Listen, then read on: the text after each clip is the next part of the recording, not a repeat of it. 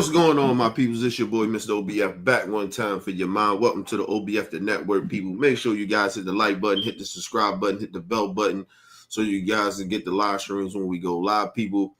And if you can donate to the channel, go to OBF The Real Cash App and donate to the channel, people. We highly appreciate anything you guys can donate to the channel. All right, man. It's a sad day, man. It's a sad day, man. It's a sad day. Sad day, man. We lost Hulk Hogan, people. Fuck, Hulk Hogan dead. So sad about this shit, man. Hulk Hogan, man, you know, childhood fucking, you know, one of the childhood wrestlers, icons and shit, you know what I mean? One of my favorite wrestlers, man. You know? Wouldn't be no WWE without Hulk Hogan. You know what I mean? He the pioneer of this shit. You know what I mean? Man, I'm bullshitting y'all, man. Fuck Hulk Hogan, man. Fuck Hulk Hogan. Listen, let me just say this out the gate before I get ignorant. Condolences go out to his kids. Because I ain't never seen no racist shit about them. So I'm not going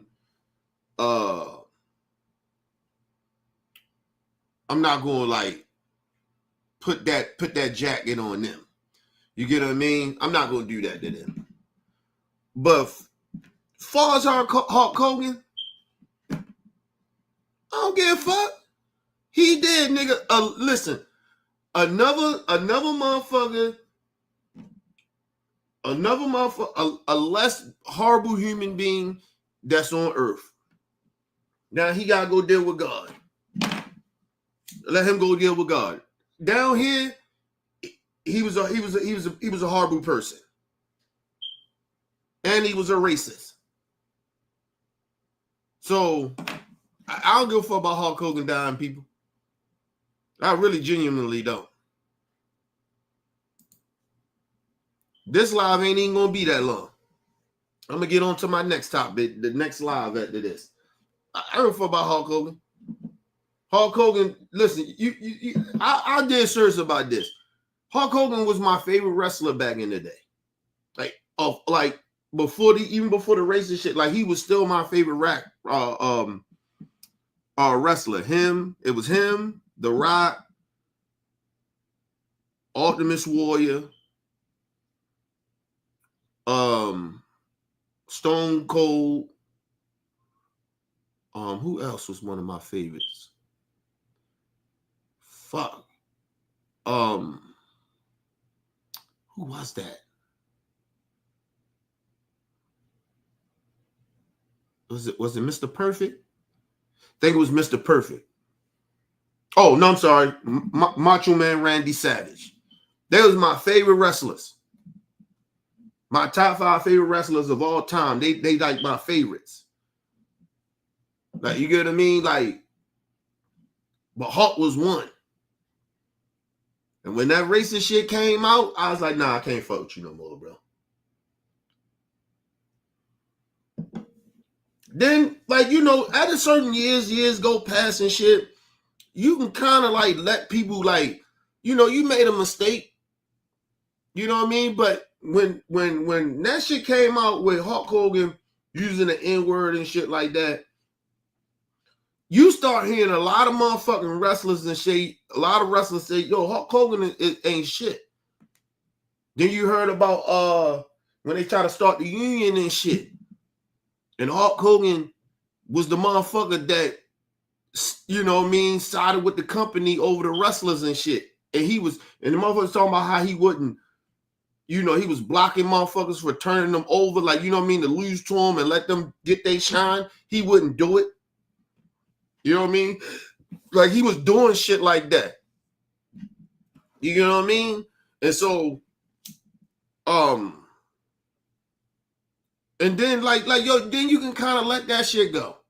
You know, it's just competition and shit like that. Yeah, he used the N-word and shit in the moment, right? When he real upset, I get it. Okay, cool. right? But then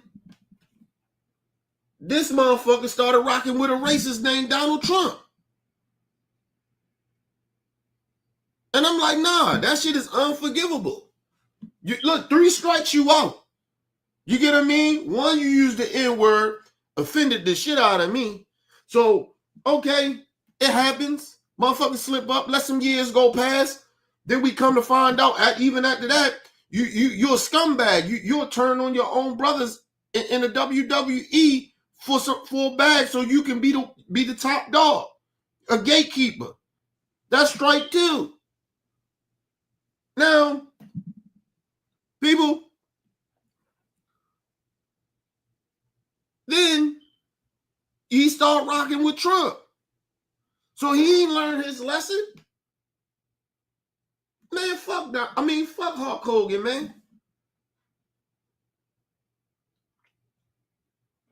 Listen, I ain't wish the man was dead or nothing. Or he'd have died, or he got sick or got hurt. I ain't wish that on him. But I'm not going to give a fuck if he died.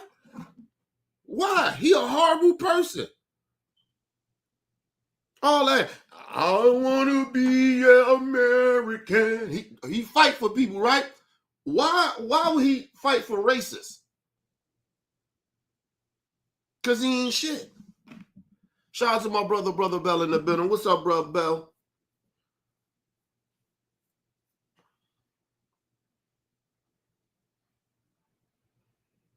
Yeah, like I don't even fuck with Ric Flair. Ric Flair used to be in my top 5 too. I took his ass out of that. I put Roman Reigns in my motherfucking top 5. I took Hulk Hogan and Ric Flair out of my top 5 for being racist. Fuck them. They ain't even on my list, period, because they racist. They disqualified. But I put motherfucking Roman Reigns up in my top 5, and god damn it, my fucking fuck, can't believe I'm forgetting my man and shit. Sting. I got Sting up there. But Rock is my favorite wrestler of all time and shit. I fuck with the Rock. But so I got Rock, I got Sting, Artemis Warrior, Stone Cold, and Roman Reigns, my top 5. Shout out to my brother Game in the building. What up, gang?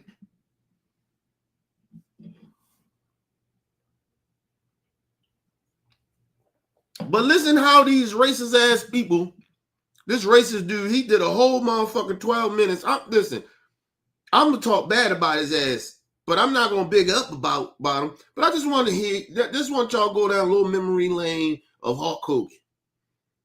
Because Hulk Hogan ain't shit. And we can move the fuck on from Hulk Hogan and get into your homegirl Candace Owens just got sued. So we're going to get into that. I'm not going to spend as much time on no motherfucking Hulk Hogan.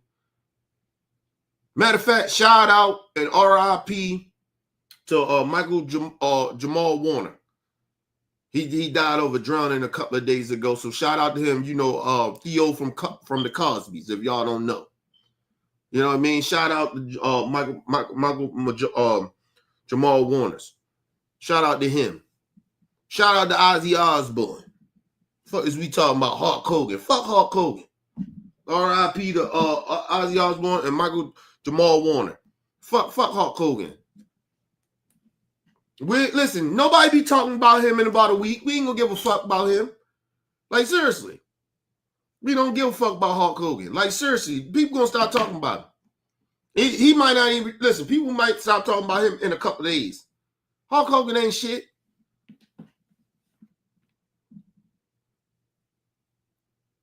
But let's get into it.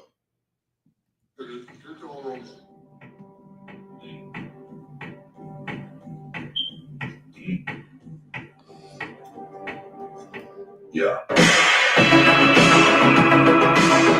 And let me say this. The one thing I don't like is racist people that treat others wrong and do other people bad. When they get fucked up, they want people to feel sympathy for them. I can't stand that shit. If you got hate in your heart for other people and you do dirt to other motherfuckers, why you think that motherfucker's supposed to feel sorry for you when you get fucked up? And Hulk Hogan just like one of those type of, he was one of those type of people. Fuck Hulk Hogan, man. Let's move on, man. Howdy, y'all. I'm Brylan. Tragic news. Mr. America, the legend, Hulk Hogan, is dead at the age of 71. Now, again, Hulk Hogan stopped being a legend when he started with racists. When we found out who he really was. Under the core of his, or who he was as a person,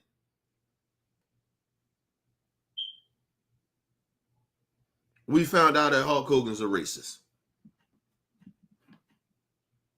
Let's just be real. Let's move on. Was known as a legend in WWE. Even if you didn't watch professional wrestling, you knew who Hulk Hogan was. Me and my brother, when we were kids, we were fans of Hulk Hogan. We never watched professional wrestling. WWE, all that stuff, it was never now, let me just say something. It's probably only two wrestlers in wrestling history that is like really like known. Like you might not even know them from wrestling, right? But they so fucking popular and they so famous that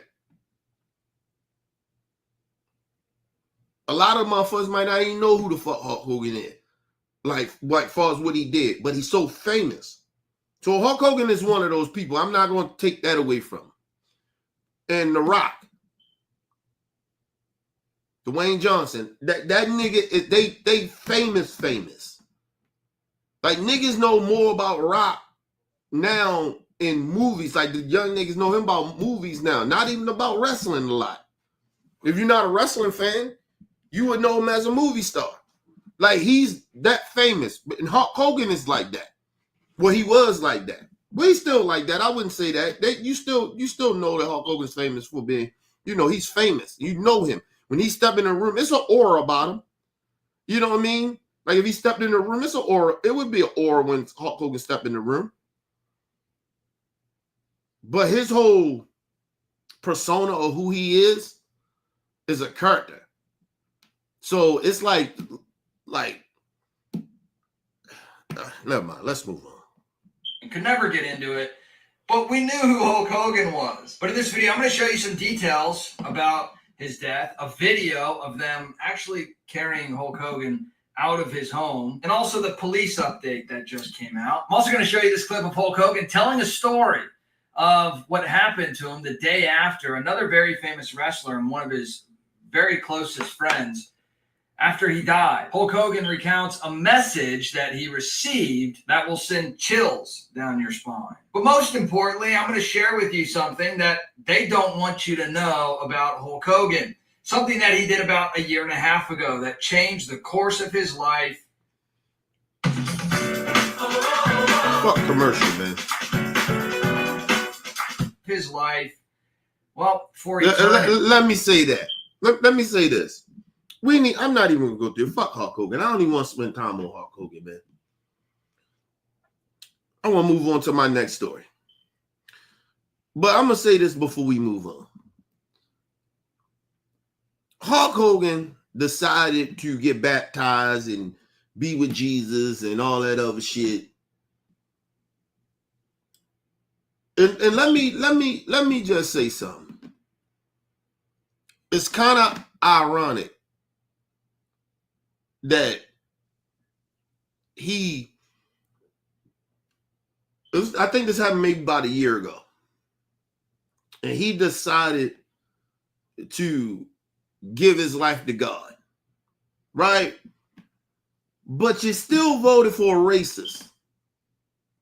And I don't take anything of that nigga getting baptized, giving his life to God or none of that shit. I don't really give a fuck. These motherfuckers don't really believe in God. This shit is all a persona. It's all child's play to them. It's a game to them, to me. So, like, nah, man. I ain't trying to hear that shit about Hulk Hogan. Fuck Hulk Hogan. Hulk Hogan dead. We don't give a fuck. Now God got to deal with him. Now you got to go all that fuck shit you've been doing. Now you got to go and talk to God.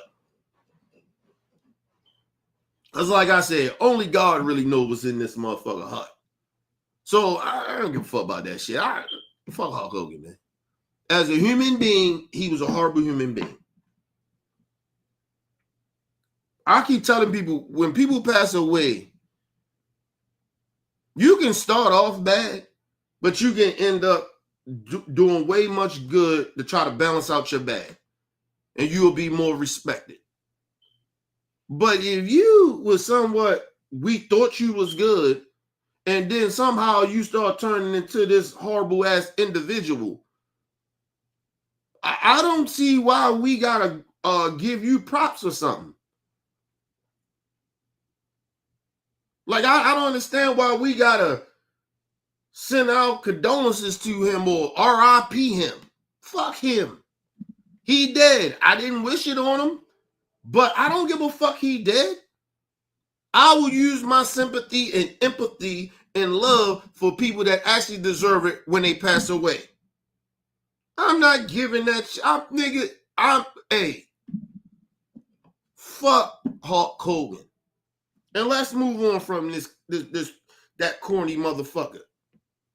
I don't give a fuck about him, man. He can kiss my ass. That's real talk. He can kiss my ass. Oh, fuck Hulk Hogan, nigga. Go talk to God, nigga. He got saved. Now you go talk to God, nigga. All right, seriously, man. Nobody got time for that shit. Like, I'm really, really like, I'm really sick of people sitting out here acting like just giving people passes. Or we can't talk bad about the people that's dead. No, I'm not gonna say I wished it on them. I'm not gonna continue to dawn on them. But when they die, we gotta be honest. We're not gonna sit here and just, somebody died, and we're just gonna say all good things. It's like a serial killer. Listen, you think that serial killer started off bad? No. He wound up being a horrible individual, but do anybody gives a fuck about that serial killer that was a good person in the beginning? I'll wait. No, nobody gives a fuck. So why would I give a fuck about Hulk Hogan because he was a good person maybe in the beginning, and then at the end, he was a horrible individual. We come to find out he ain't shit. Fuck Hulk Hogan. Fuck him. Fuck him. Fuck him. I don't give a fuck about Hulk Hogan. Condolences go to his kids. That's about it. I don't give a fuck about Hulk Hogan. Hulk Hogan was trash. He was a trash ass human being. Give my motherfucking energy to no motherfucking Hulk Hogan. Fuck Hulk Hogan, nigga. Let's move on from this corny ass. And now let's move on to another horrible individual. If she died today tomorrow, we ain't gonna give a fuck.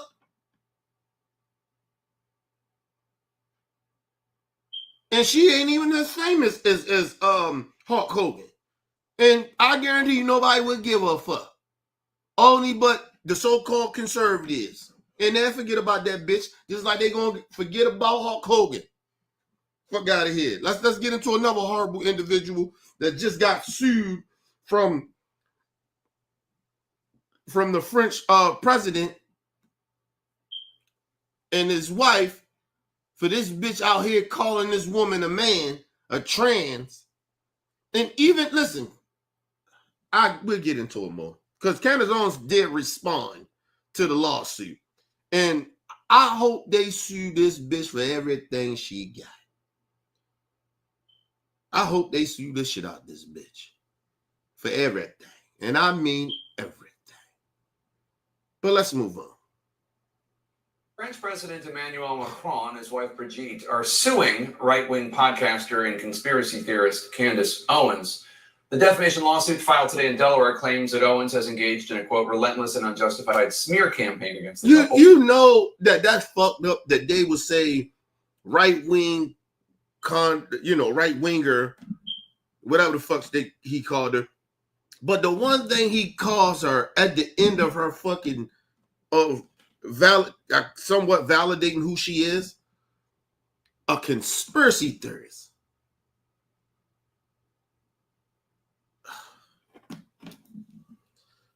Candace Owens, you're a sad person. Let's move on. The complaint goes on to allege that Owens spread outrageous conspiracy theory. France's first lady could be a man, that the Macrons are related in committing incest, and that the Macrons, the couple, is being controlled by the CIA. Obviously, those are deranged claims. Now, let me say this. The French president and his wife do got like a weird background relationship type shit, because I think, if I'm not mistaken, she was his teacher or some shit like that at like a private school or some shit like that, and he was like about 14 or 15 years old, and he was, you know how that shit be, right? And I think his parents took him out there because they didn't like that shit, and took him out to school. And then I guess when he got older or whatever, however it happened, they wound up linking up and getting back together. Right? Like I said, it is a double standards to me. It's very weird. It's very, like, not gonna say weird, but it's weird that a grown ass woman to fuck with a boy that's a teenager. It's weird. But it's a double standards with that. A lot of dudes wouldn't have really too much of a problem with it, because we wouldn't see the power. We don't really see the power dynamic of that. That's the only reason that it's a double standards with that, because we as men, those young boys, we don't see the power dynamic, right? But with a young girl and an older man, everybody see the power dynamic. And it's like gross. Like, we like, ugh. You know what I mean? I don't give a fuck with your man. Or when you look at that shit, like, ugh, that shit is gross.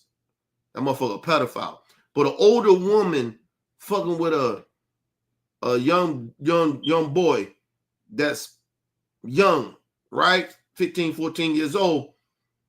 A lot of dudes will be like, nigga, just keep your mouth shut and keep getting that grown woman pussy. I'm just being honest. Like, people might say, King, yo, you being a hypocrite. I'm actually not. I'm actually being honest. A lot of young dudes don't listen. It happened to me when I was young. I'm not gonna sit here and bullshit y'all. Listen, it happened to me. Man, listen. Man, it was teachers. Fucking older. Listen, I used to fuck a lot of older chicks. 15, 16 years old. Chicks that was 20 something, 30 something. Like, I'm not gonna lie. But I still to this day, I don't see the big of an issue about it. Because it didn't make me have sex with her or no shit. Like, it ain't drugged me or no shit. Like, it's just it's a double standards when it comes to young boys and young girls in that type of situation. I'm just being real. Honestly. People be acting like it's not. It really is. But on a real moral level, it's fucked up. Either way, if it's a young boy, young girl, it's fucked up morally. Right? You shouldn't do that shit. Wait till the motherfucker get older or something. But get 18. But, but for young boys, it's not that big of a deal. But that's the dynamic between the French president and his wife. But let's move on. Because you can tell he much younger than she is. But let's move on. Response to the filing, Owens posted a screenshot of a news story about the lawsuit on her Instagram page.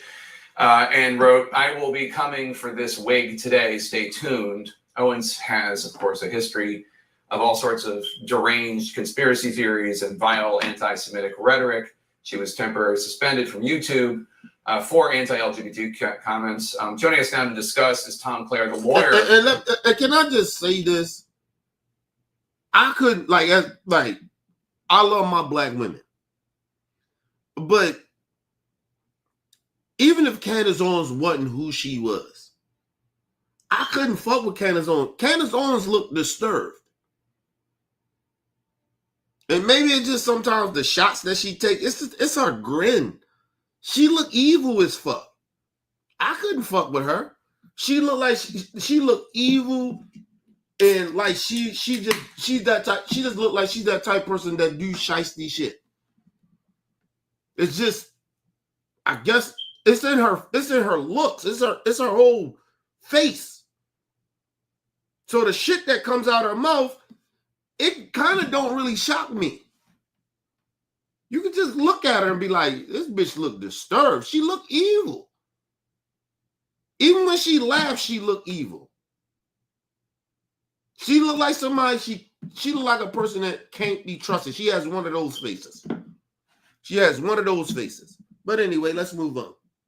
For the Macrons, Emmanuel and Brigitte, and we should note that if people recognize you, they might remember you from the Dominion case, suing Fox News for defamation, which resulted in a $787.5 million settlement from Fox, but who's counting? So the lawsuit claims that this has been a year-long campaign by Candace Owens. Why are the Macrons suing now? Like, what changed? Why sue now? Well, this was really a last resort. We have attempted to engage with her for the last year, putting evidence in front of her, request after request after request, that she just simply do the right thing. This is not a legal thing. Do the right thing, tell the truth, stop spreading these lies. And each time we've done that, she mocked the Macrons. She mocked our efforts to set the record straight. She refused to retract what she had said. She started a merch campaign. She's selling T-shirts mocking and celebrating her defamation of them. And enough is enough. It was time to hold her accountable for this. And now, mind you, they said they've been trying to stop her, sending her evidence of that this lady is not a transgender, wasn't a man, and all these things. Like, they've been trying to stop this shit, like trying to like give her chances over and over again to retract it, apologize, you whatever, just retract. She wouldn't do it. She just kept on going on with it. So if I'm the fucking president, and like I said, at a certain point, it shouldn't hurt you. Right? People were like, well, they should just let that shit go. They one of the most powerful people in the world. Yo, at a certain point, yo, you just get tired. Candace Owens do have a movement on conspiracy theories. People watch her for her conspiracy theories, or what she says.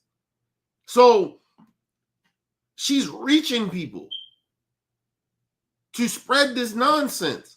And then, like I said, at a certain, you can't tell somebody when it's enough for them personally, when somebody's personally attacking you. When you're telling them that shit is not true, but they continue to keep doing that shit. Yes, people should have thicker skin, but some shit, no. Not Candace Owens. Listen, I'd have been sued that bitch. I'd have gave her one warning, bitch, retract. You don't? Okay, I'm suing you. I wouldn't have waited a whole year.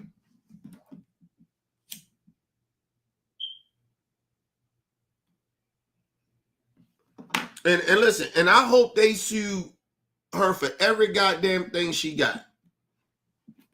Everything.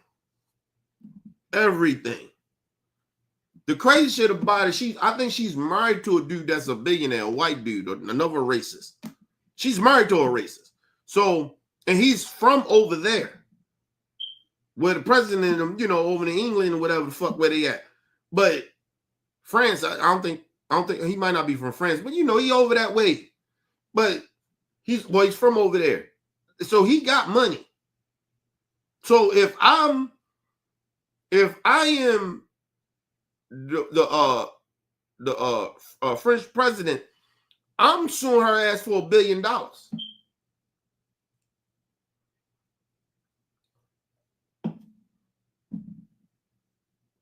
Because one thing we do know, she ain't worth $1 billion. She ain't worth $100 million. But her husband is. So let that shit start fucking with his bag as well to come save her ass. Like, honestly. She need to be taught a lesson. Because you can't arrest her or no shit like that because it's not illegal. Like, falls like the law falls a criminal type of thing. But, she can get sued. I sue her ass for $1 billion. Because she let this shit go on for a whole year. And she's selling merch on a lie. I'm suing the shit out of her. All for $1 billion. Excuse me. So, yeah. So your lawsuit alleges, quote, every time the Macrons leave their home, they do so knowing that countless people have heard and many believe these vile fabrications. It is invasive, dehumanizing, and deeply unjust. Some people out there might think, really, the first couple of France can't leave their home in France without worrying that people believe the deranged nonsense from this American podcaster? Yeah. See, the problem with that is, and Jake Tapper is a fucking, he's a clown. You're asking stupid ass questions that these people are famous. They're famous. They're the fucking president. First, paparazzi run them all the time. You don't think people will be asking them stupid questions? You don't think that they're getting cyber bullied in a way? Like, you don't think this shit is happening from some American? Listen, Candace Owens is not just popular in America. She's popular over there in other countries with conspiracy theories. It's conspiracy theories all around the world.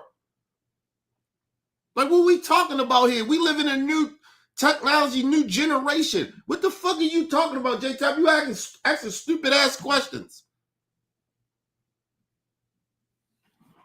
And even if it doesn't matter, she shouldn't be doing what she's doing. Why the fuck is she disrespecting a fucking the first lady of France? Why? Why is she disrespecting her like that? Calling her a man. Let's just say this. Even if the woman is a transgender, he's married to one. What do that matters? Why should that matter to you?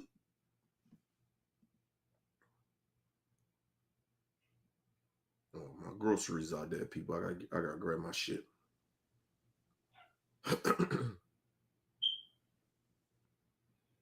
Yo, give me a second. Gotta grab my groceries.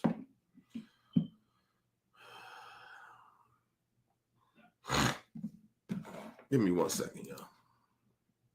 Grab my groceries.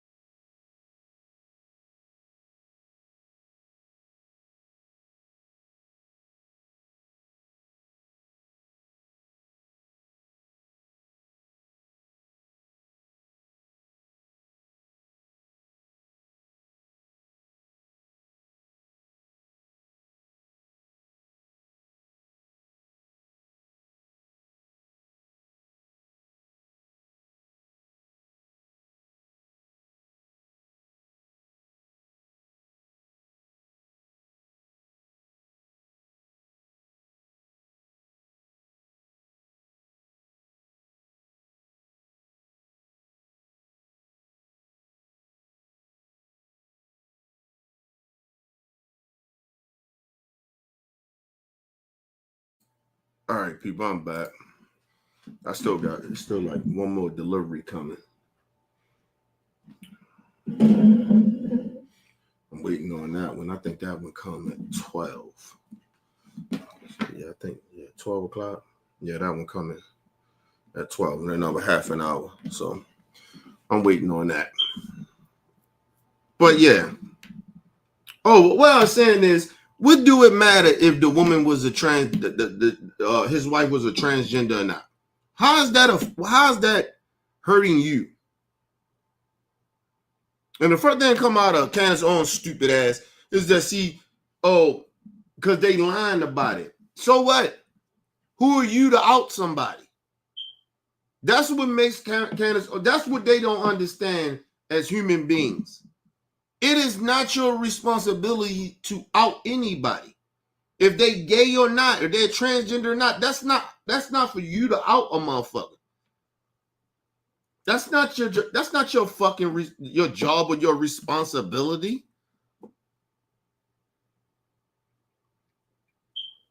Maybe motherfucker don't want to come out. You don't. I mean, it ain't. How's that affecting you or hurting you? And it's in a whole nother country at that. But that's what I'm saying. That's what make people like Candace Owens disgusting and despicable human beings. And like I said, the motherfuckers, that karma gonna come. This ain't enough karma for me for us Candace Owens. Candace Owens got to get real karma. But anyway, let's move on. What people don't really understand, and a lot of people can go on TV and talk about the president, talk about the first lady, pundits can get on and talk about them. But what people forget is these are human beings. These are a married couple. Right. They have a social life. They have a private life together. They have the same feelings and the same hurt from these sorts of defamatory statements. But that's the problem with a lot of people in the world. It's not just an American thing. This is a world thing. A lot of people don't understand that. They don't cherish life. They don't respect other human beings like they should.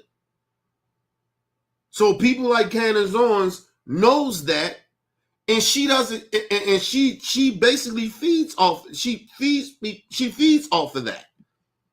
She makes money off of being a bad human being. Just think about that shit. Excuse me. Like he said.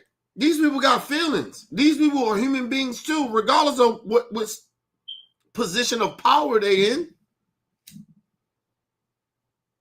These people got kids and shit.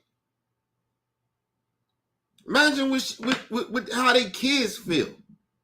Now, let me just say this. I don't know if they got kids, though. I do gotta see about that. But even if they don't,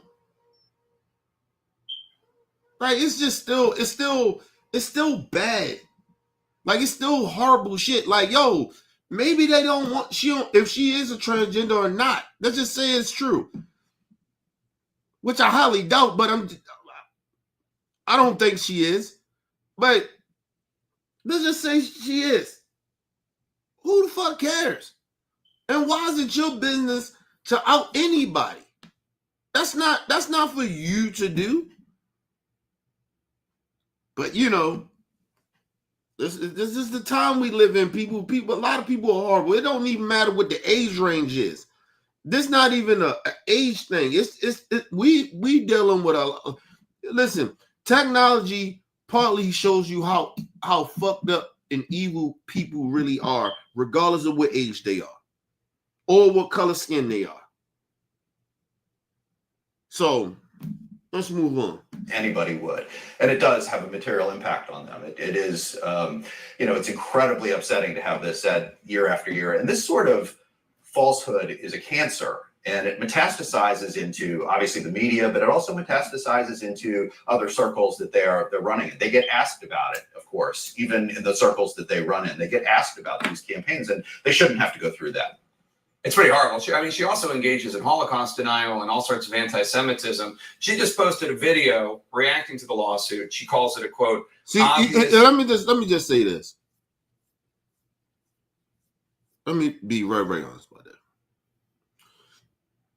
If you don't believe that the Holocaust existed, okay, cool.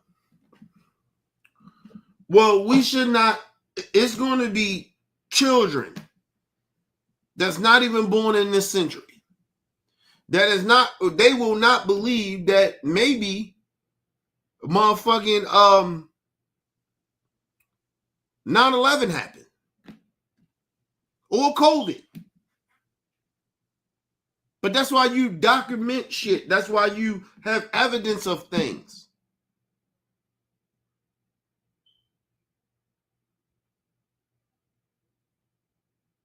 People, it's almost like saying, well, you know, the Holocaust didn't exist. So that means that black people was never slaves then. That's how I take that. But you know what really bothers me? Is that she would say the Holocaust didn't exist. She's a Holocaust denier, right? Well, where's your evidence that God exists?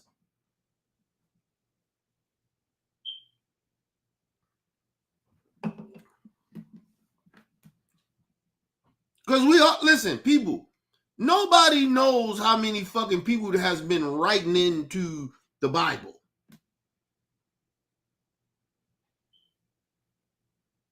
So if the Holocaust doesn't exist, then neither is God. Listen, people, I'm not saying that God doesn't exist. I'm not saying that. I'm saying that their so-called belief in God, their religion, doesn't really exist. Because I'm going off of their narrative. Because she was not born when God was alive. None of us was. Right? She wasn't even around. Like, that's almost saying, I didn't even go that far back. It's like saying that it was no such thing of the Jim Crow era.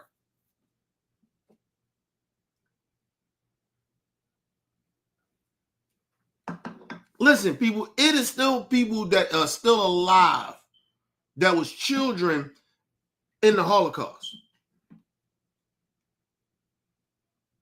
And this bitch is out here talking about, oh, she's a Holocaust denier. She don't believe that the Holocaust even happened. Well, why is these racists still running around got swastikas on then? Her logic, let's move on. Her logic don't even make any sense. Let's move on, people. And desperate public relations strategy. What's your response? Well, first of all, I'd like to thank her for that reaction to the lawsuit. She's only helping us with our claim for punitive damages by expressing no remorse and obviously doubling down on these falsehoods. But I don't think she's going to feel the same way about this being a public relations stunt after her deposition and after she has to sit for trial. So you're alleging, and that's true. Now let me go to this shit where she did respond to it. That's what they was talking about. Let me see if I can find this clip. It ain't even a clip. It's like a fucking shit. Excuse me. It's a like a short. See if I can find it. I just seen it yesterday. Let me see. Let me look through my history shit. Oh shit. Hold on.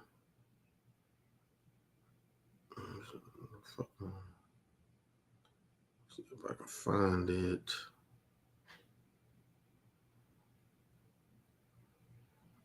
I just seen it yesterday.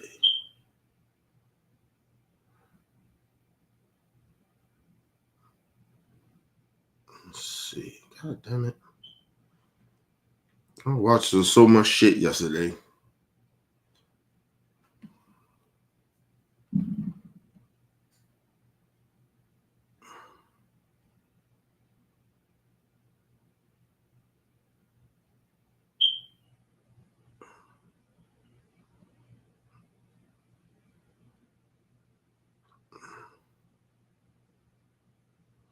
That was yesterday. Why the fuck this shit still ain't there?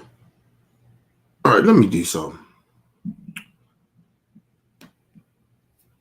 Candace Owens respond to the lawsuit.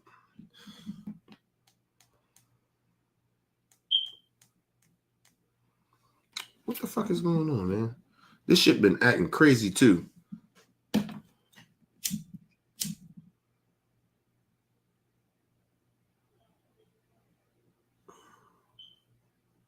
Really?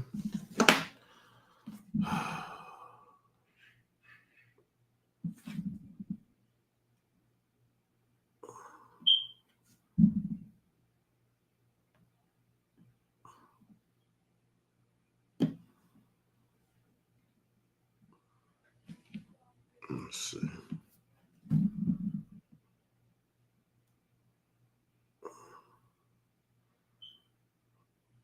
Because I don't want to play her whole shit.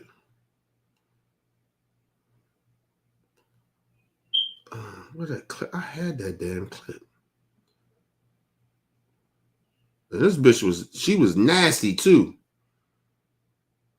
Let's see. Here. I had that shit. Let me see. Okay, here it is. Yeah, I got it right here. Give me 1 second.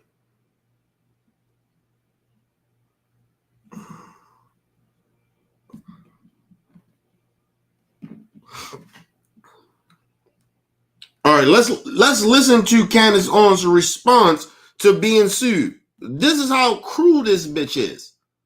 So I don't feel sorry. Listen, anything happened to Candace Owens, I wouldn't give a fuck. And I mean that. When you are this cruel and this disrespectful and just horrible as a person, something wrong with you. So I don't give a fuck what happens to you. Don't wish it on you, just don't give a fuck. Don't wish death on you, but I hope everything else happened to you. Listen to her response. I think you're sick. I think you're disgusting. And I am fully prepared to take on this battle. You are officially a very goofy man, Brigitte. But I got to give it to you. You definitely got balls. If you need any more evidence that Brigitte Macron is definitely a man, it is just what is happening right now. The idea that you would file this lawsuit is all of the proof that you need. Okay? Candace Owens, no, that don't. No, that don't. You so slow. No, that don't. That is the reason that she's a man. First of all, it was her lawyers. I mean, their lawyer that you heard on CNN talking to Jake Tapper, pussy ass.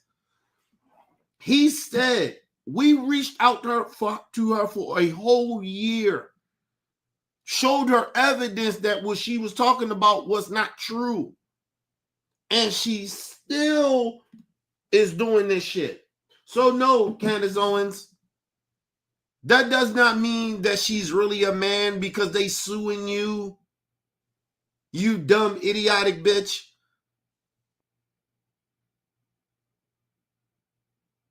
Damn you, slow.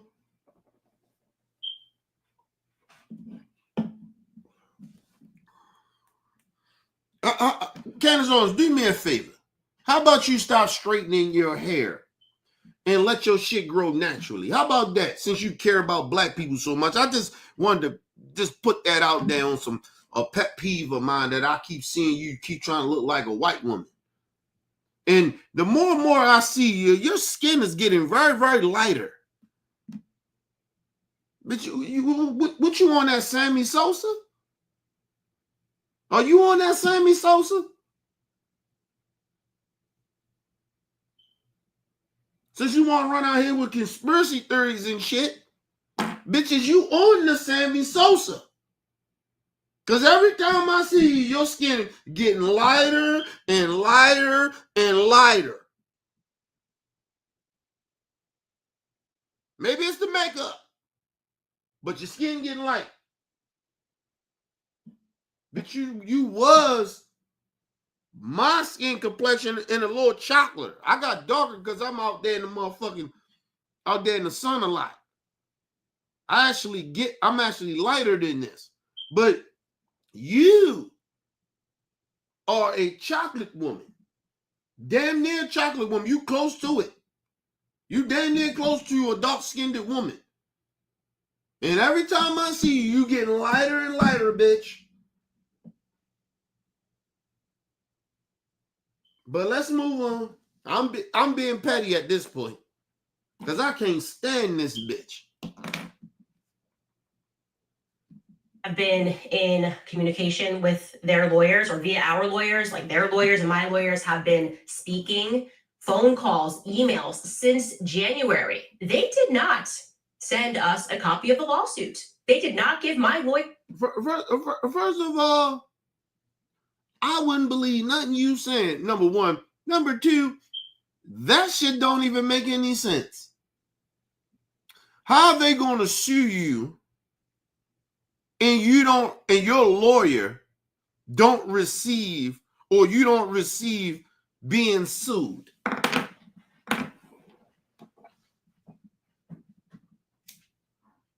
It's not like they sued you in France, bitch. They sued you in America. They going to an American court. Not in France, bitch. In America. You are a liar.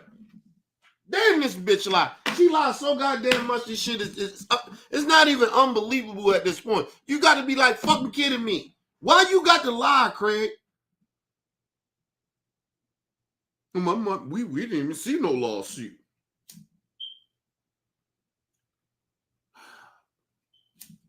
First of all, let me just say this. This is how you know she lying. When you can say you're gonna sue somebody, doesn't matter.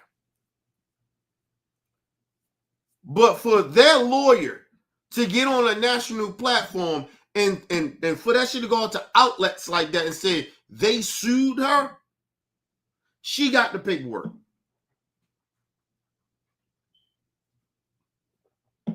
The paperwork goes, listen, after it get filed in the courts, the next person to get that paperwork is most likely some type of, I forgot what sometimes it could be law enforcement. Sometimes it could be they just send this shit off as like a messenger or something. Somebody, right? But the shit gets sent to her. And if what Candace Owens is saying, her lawyer was talking to their lawyer most, at a certain point, when you suing somebody, the lawyers don't talk no more. Once the defendants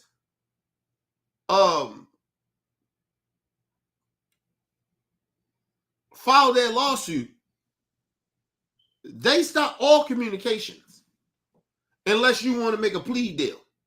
Or you trying to make a plea deal, you might want to reach over to the other side. But other than that, they don't have to talk to you. They don't have to send you shit. That is not for them to do. That's not for the lawyer to do, Candace Owens. You ignorant bitch. That is for the judge to do, to send out the lawsuit to you or your lawyer. And most likely it's going to come to you, not your lawyer. So I know you lying. You ignorant bitch. I told you, she thinks she's smarter than what she is, but she lies so damn much it make it seem like she's stupid. I'm being honest. Candace Owens ain't stupid, but she ain't that damn bright. Or it could be she don't think her audience is smart enough or bright enough or intelligent enough to understand that this bitch is lying. The lawyers are not talking no more once they go file a lawsuit. They ain't talking no more. Ain't no back and forwards after that. They did that already. And they don't have to warn you about suing you no more. Once they finally go put that paperwork in to a judge or however that shit goes, they don't have to talk to you or your lawyer, bitch. You buffoon. Anyway, let's move on. This bitch is horrible, man. A heads up that they were filing a lawsuit, but they did instead opt to give this lawsuit give my lawyer a heads up that they were filing a lawsuit. Phone calls, emails. Since let me say this. Listen to what this bitch is saying. This is how you know she's slow. She's really, really slow. She like to talk like she's so very intelligent. She's slow as fuck. Listen to what this bitch just said. Listen. January, they did not send us a copy of the lawsuit. They did not give my lawyer a heads up that they were filing a lawsuit, but they didn't.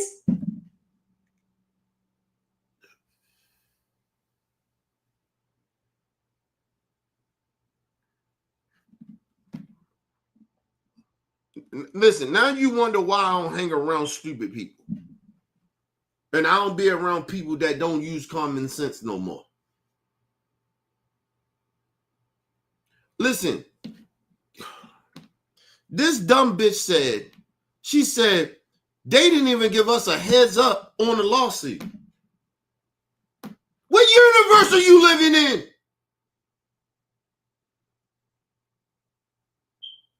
What universe is Candace Owens living in?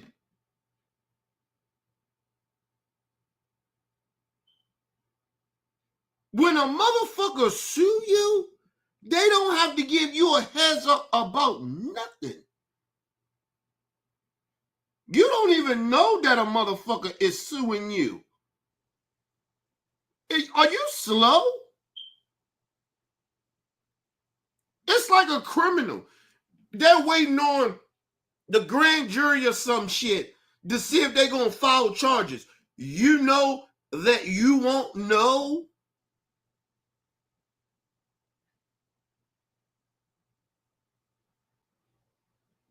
Or your lawyer won't know?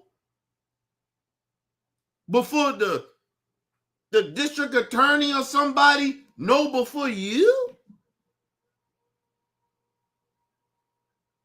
Well, no, that's not true. I can't say that. In certain circumstances, it depends. If you got a lawyer that's going to be present in that situation, which they usually will. So yeah, that's not true. So that's a little different. My bad. But in a civil suit, no, Candace Owens, they don't have to let you know nothing when they filing a lawsuit on you, bitch. You or your lawyer. They don't have to let you know, give me a heads up. A heads up for what? Bitch, at that point, they can stop. They got to stop all communications with you and your lawyer. What are you talking about? They gave you warnings for a whole year, and you still continue to do what you did. Fuck out of here. At a certain point, if I'm the president of France, and fuck her. File that shit. She don't. Okay, she said that. Okay, file it. First of all, their lawyer is not obligated to give you or your lawyer a heads up on a fucking lawsuit, bitch. Damn, you slow. But you want to sit here and act like you so intelligent. Talk like you so smart. You don't even know the law. Why y'all follow her? She not bright. She ain't dumb, but she ain't bright at all. This bitch is slow. You motherfucker. Oh, man. People fall for anything these days.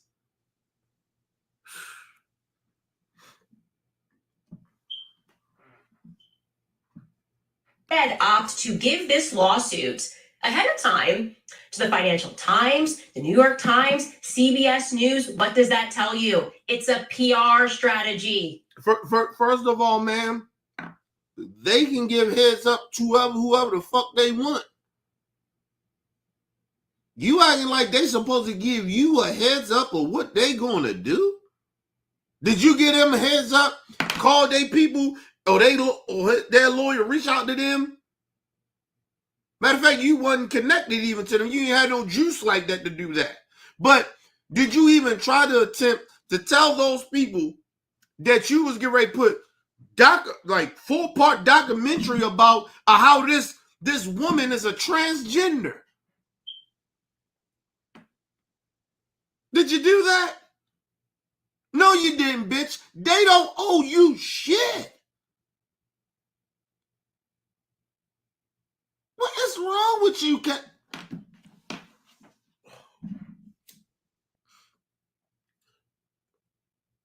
Sometimes people, I feel like I'm in a fucking Twilight Zone.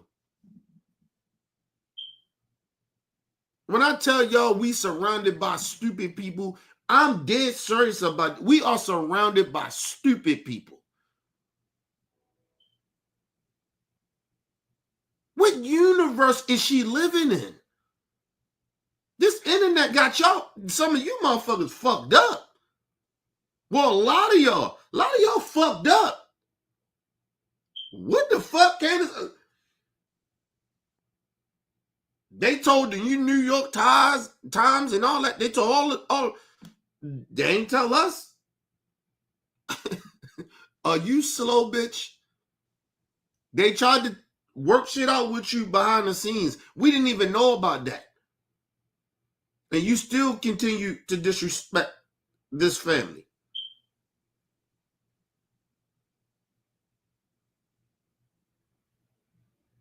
And put out false narratives about this woman and her family. And then you think they supposed to somehow, some way give you or your lawyers a heads up about them suing you.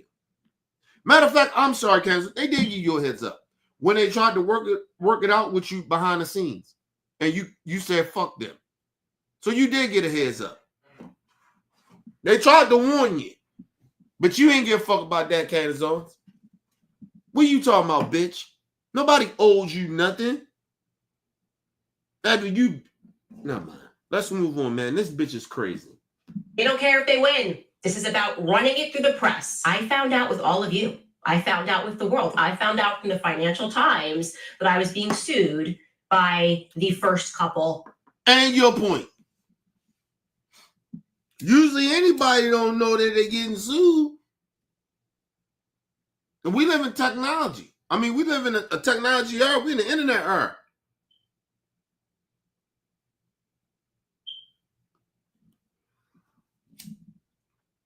Candace Owens, listen, let me just explain something to you. See, and this is the rug she tried to pull over people's heads. You bitch, you knew they was going to see you. A part of you, deep down, you knew.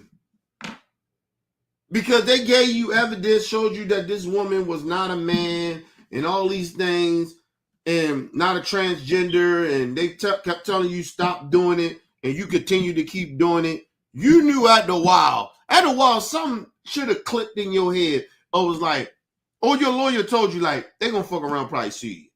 Come on now, Candace Owens. Come on now. You knew they was going to sue you, so come on. With this whole, they try to put it in the media. Well, bitch, you put it in the media without talking to these people about is it true or not. So, they did what you did to them, if you want to look at it that way. What the fuck? This bitch is smoking crack. Of France. Not normal, guys. The Financial Times reported that the lawsuit also says their filing includes a description of the circumstances in which they met. The president was a 15-year-old student at Jesuit high school in Amiens when he first encountered Brigitte, then a 39-year-old married teacher with 3 children. So much of that is not true. Again, they're trying to say he's 15, he's 14. According to the filings, they, quote, formed a deeper intellectual connection when she directed a production of the 1971 Milan Kundera play, Jack and His Master, in which Macron played the lead role. And later, the two began meeting regularly to collaborate on another play. Their relationship, quote, remained within the bounds of the law, the filings say.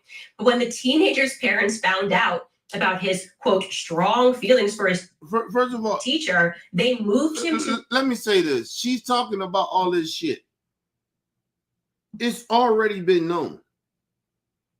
about this woman being much older than him. Excuse me. It's not new. That, and then, second of all, Candace Owens, you can talk about all that shit all you want. Doesn't matter. It's funny to you. Okay, cool. Matter of fact, it's funny to you, right? Since you care about people being molested and shit like that, that's what you should have been more angry about. Not that she's a transgender or she was supposed to be a transgender trying to hide it. You was more upset about that than this 39-year-old woman fucking with this 14, 15-year-old man. Young boy. You wasn't more upset about that. You actually laughing at it by reading it. I'm watching your face, you evil bitch.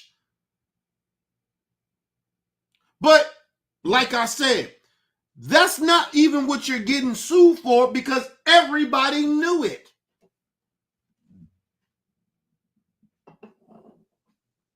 What the fuck are you talking about? You're getting sued because you called this woman a man, a transgender. And they tried to give you proof and you still poo-pooed it to the side and said, fuck it, I'm still gonna go out. I'm still gonna do what I do. I make money off of this. Because we know you make money off of it, of lying. So, bitch, you can bring up all this shit all you want. That ain't what you getting sued for. You ignorant bitch.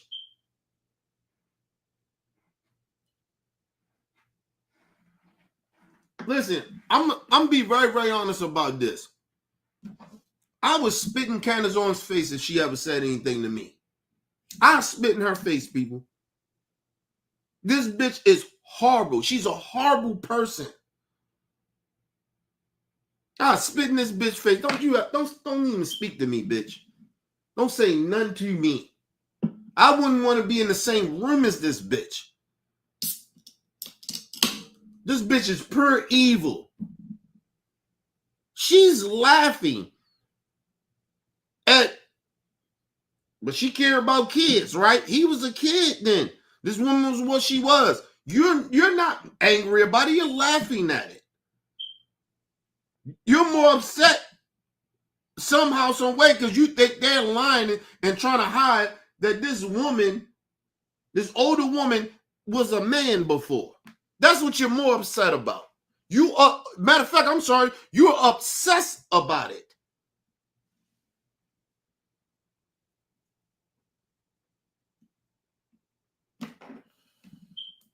We gotta do better in this world. Fuck the country. We gotta do better. Give me 1 second, people.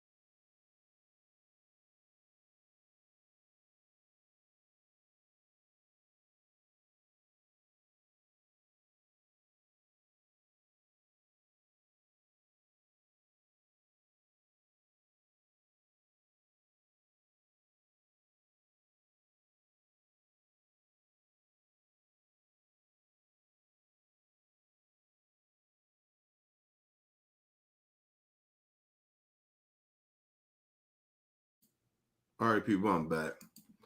Listen, I want y'all to understand. You never let a conservative person ever try to morally shame you. You never allow this. Any of these fake ass religious people, you should not never allow. If they are conservative, they are a Republican or a Trump supporter, however you want to call them, white nationalists, white Christian nationalists, you call them whatever. You never let these people shame you morally. These people are fucked up and they are hypocrites. They don't even have the moral high ground to even try to shame you in any way or whatever your lifestyle is. They defend pedophiles. The fuck are we talking about here? She support a pedophile, Donald Trump. She mad at Donald Trump. All I'm mad at Donald Trump because of the Israel shit. Or a lot of them mad about the Epstein shit. And they're not even mad at Trump if he on the list. I guarantee you, if Trump is on the list and they find out that Trump has some shit to do with sexually assaulting children, they would still ride with him. They only want the Epstein shit to come out because they think it's some Democrats going to be on the list. And if Trump can get away with being friends with motherfucking Epstein for over 10 years, so can the rest of them.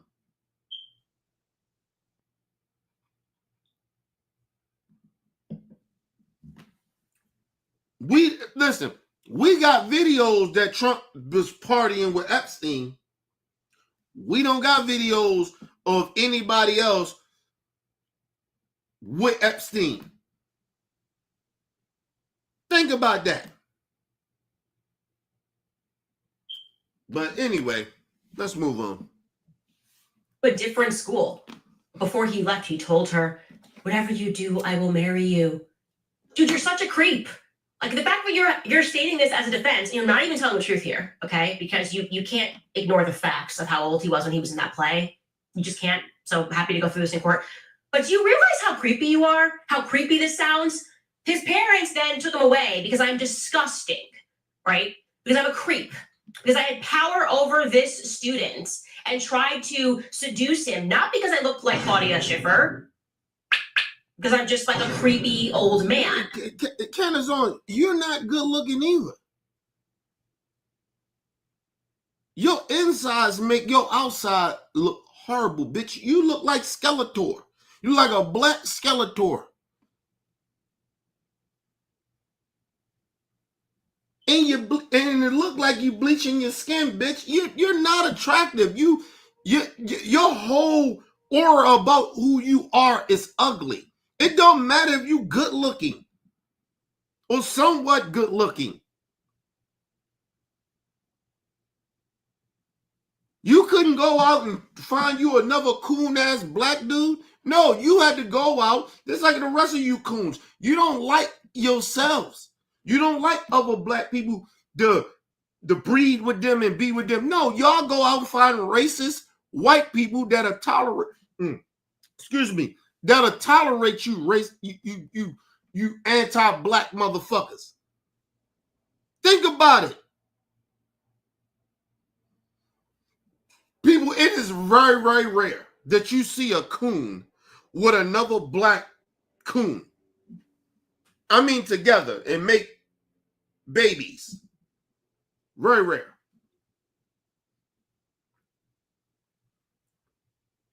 It's like 0.00000.1. It really doesn't happen like that. They always go find them a white person that accept their coonery, their anti-blackness. They get with somebody that's anti-black too. That's white. The fuck out of here, Candace Owens. You want to talk about somebody's relationship, bitch? Your husband ain't shit either if he allow you to be this fucking terrible as a person. He ain't shit. You want to judge somebody's life. Bitch, take a good look in the mirror. Out here looking like a black ass Skeletor. Only reason you even filled out a little bit in your face before you had them kids, bitch, you look like Skeletor. You look scary as you look anorexic. Them kids made you gain a little weight in your face. Filled your face out a little bit. A little bit, you bitch. You ugly. You an ugly human being. You want to talk about somebody's looks and shit. Oh, this bitch is horrible. See, people like this need to get their ass whipped. That's all I'm saying. I'm listening, people. I don't condone violence, but sometimes people like this need to get their ass whipped because she talked too much. She run her mouth like she's tough. You don't talk about. Listen, let me tell you something. People, if I say anything about anybody, I stand on that shit. If they ran into me in person or some shit like that, nigga, I'm standing on it. Candace Owens ain't standing on nothing. She listen, I guarantee you Candace Owens can't fight. How much y'all want to put money on it? That's bet. Candace Owens can't fight. How much y'all want to put on it? She can't fight.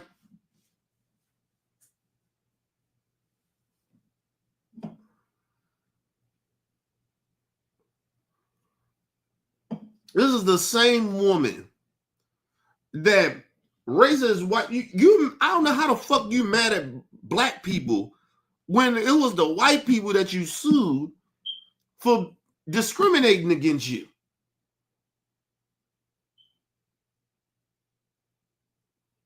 And now you are anti-black after white racists discriminated against you. None of that shit makes any sense to me.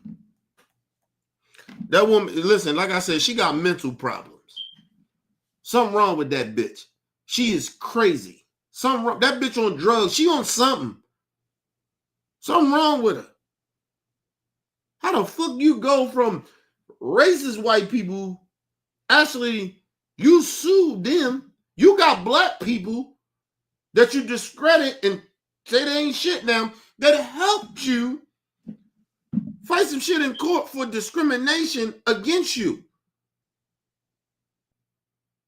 And now you against us. Okay. Let's move on. Like, that's what happened here. And you stating this is like, oh, it's so disgusting. We're not going to shut up. You're not going to bully us. The discovery alone is going to be out of this world. And I gonna tell you again, bitch, that's not why they suing you. All that shit you just read off, that's not why they suing you, bitch. The reason they are suing you is because you were calling her a man. And you put out full-part documentaries of saying that this woman was a man. She was a transgender. That is why you getting sued. Not because of that shit you just read off about him being 15 years old, she being 30, 39 years old. That is not why you're being sued. You know that, bitch. But like I said, she know her audience are stupid. They'll believe in anything. They Trump supporters. So they stupid. And they fall for it every time because they stupid. They ain't got nothing else better to do with their life than to believe in fucking conspiracies. Because they life ain't shit. Yo, just think about that shit. These motherfuckers tune into people that lie.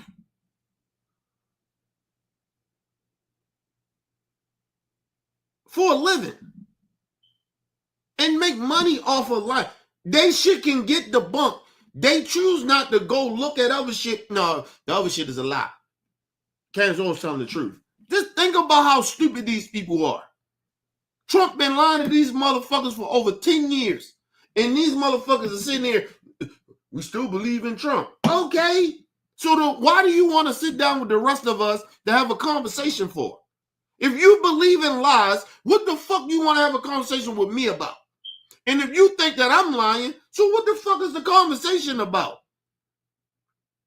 I think you're a liar, you think I'm a liar. What's the conversation? What are we debating? I'm not going to believe nothing you believe in. Nothing. You ain't going to believe in shit I'm believing in. So what's the point? I'm not trying to get you to change your mind, bitch. That's on you. These people are grown. I'm not trying to change no Trump supporter mind. You grown. You change your own mind. You do the research. You stop believing in nonsense and lies. That's on you. The fuck wrong with you?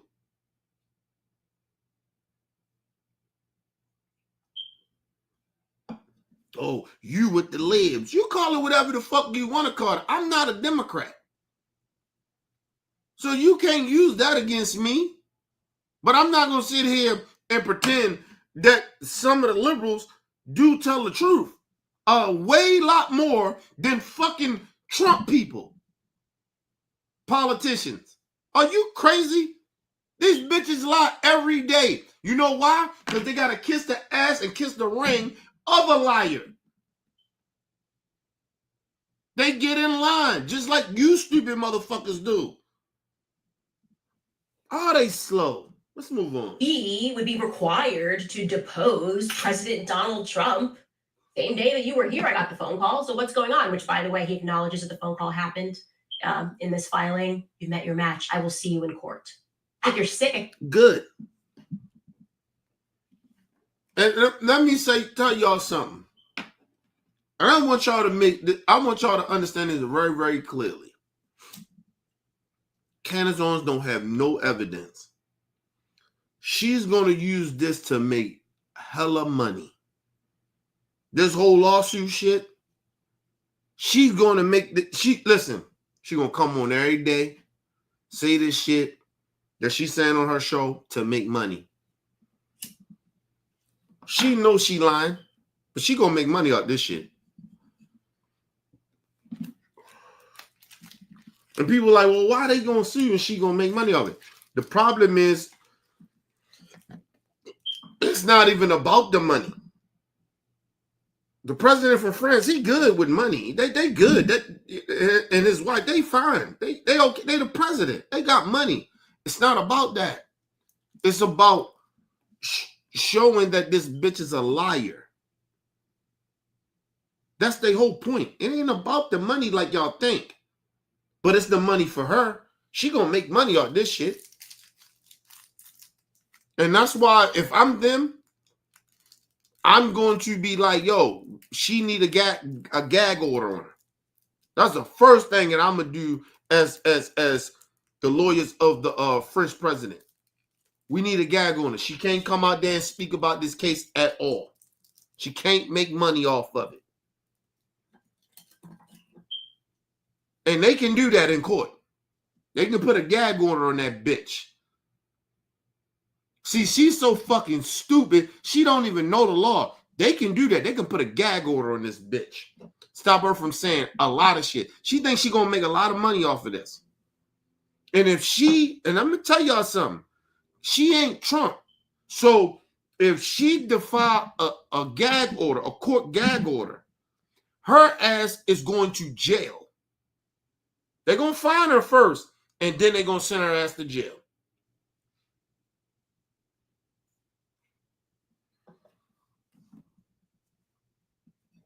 And mind you, it ain't shit Trump can do. See, what she better hope is that she run into one of them crazy deranged ass judges that's a right-winger Trump supporter. She better hope that.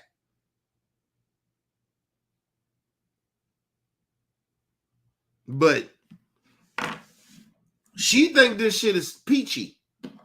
Listen, I told you, I always say this shit.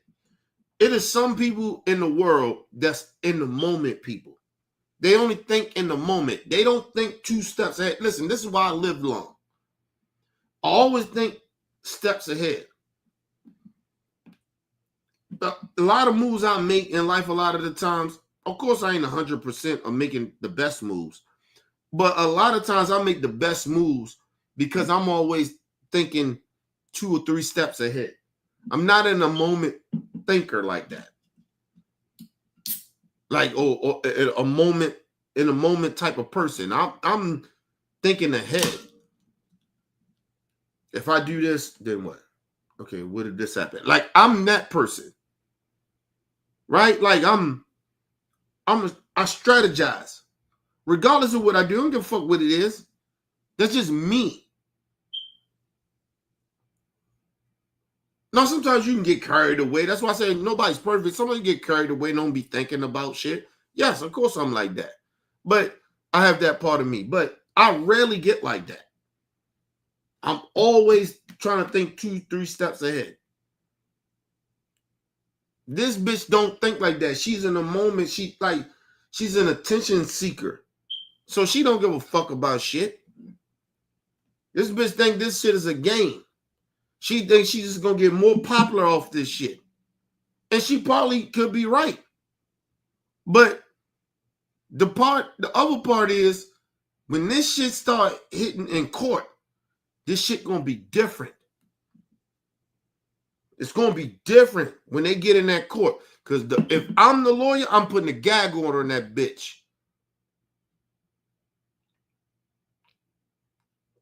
I wouldn't even do it right away.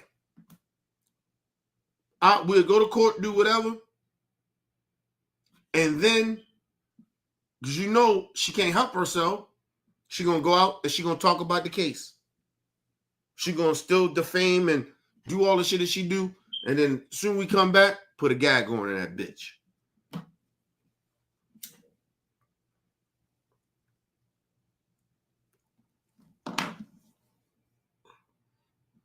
Because see, the one thing I know about Trump supporters, the supporters, not Trump, the Trump supporters. The one thing about Trump supporters, they really think they Trump. They think they Teflon Don. They think they Trump. And these motherfuckers be having a rude awakening when shit get real for them.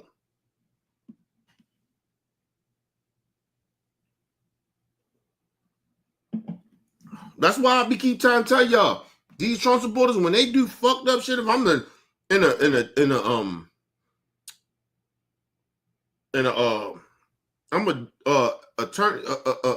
attorney general in a state. Listen, no, you can get state charges. They Trump supporters, state charges. Trump can't help you in these states. That's how you got to do it. That go for all them Trump supporters. They do fucked up shit, charge them state.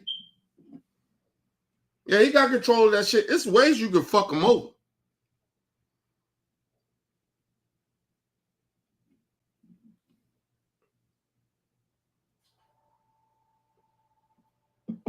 See, they lucky I ain't in control of shit. Because, listen, Trump want to target Democrats, states, and all that shit. Nigga, okay, cool. I'm targeting all your Trump supporters that's here, too. They do anything out of pocket, I'm getting them. That shit goes vice versa for me. Because people keep acting like a lot of Trump supporters is law-abiding citizens. No, they not.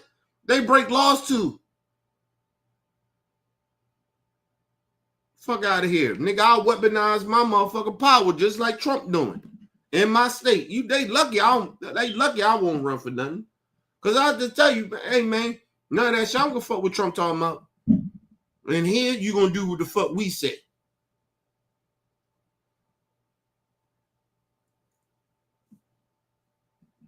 Listen, I segregate the shit out of my state.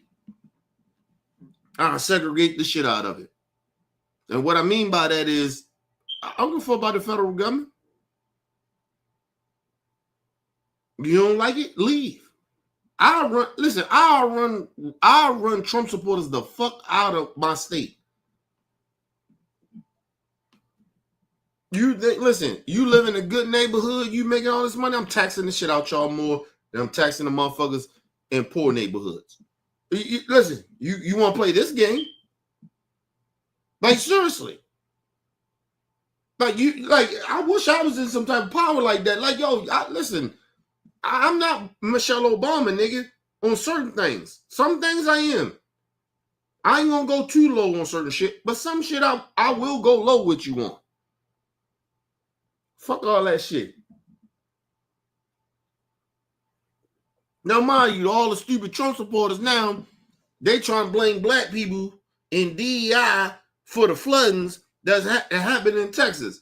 Okay, cool. Blame us. We good with it. Blame us, nigga. That's our ancestors, nigga. That's our ancestors' spirit. Pushing them ways and flooded your whole motherfucking shit.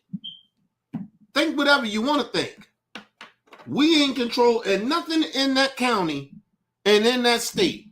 That shit is ran by Republicans. So you can keep blaming us all you want. You can blame black people all you want. We don't give a fuck. It's like the Hispanics. This shit with the immigration shit. You can blame black people all you want. We ain't riding with y'all. You can blame us all you want. Cool. All you Jamaicans, Africans, whoever the fuck y'all are. You can blame black Americans all you want. Fuck, we need Americans. We black people that live in America. We was just born here. You can blame us all you want. I don't give a fuck. We tried to warn you bitches. And now you bitches want to sit here and still get out on us for the choices that y'all made? Who y'all sided with? And you gonna blame us? Okay, cool. You're definitely on your own. And listen, and I'm telling you, don't get black people to the point where we get real segregated on your ass. When we tell you motherfuckers, you totally on your own.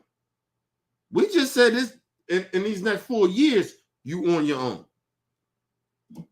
That's all we said. Right now, we not fucking with y'all.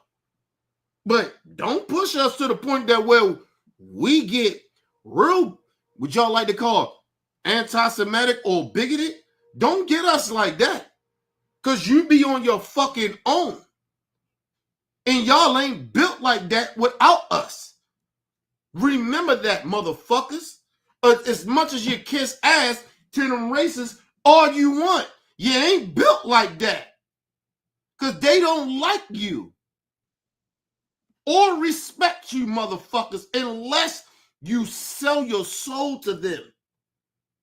Like a slave, you dumb motherfuckers. Don't play with black people like that, like we owe you motherfuckers something. We don't owe none of you motherfuckers nothing. Not a motherfucking thing. You mad at black people. And they still try to bring, like doing this shit up. We heard this y'all got, what culture y'all got in America. Okay. Let's go off your dumb narrative. We ain't got no culture in America. We ain't got no culture. So why are you asking black people to help you if we ain't got culture? What you need us for? What you mad at us for?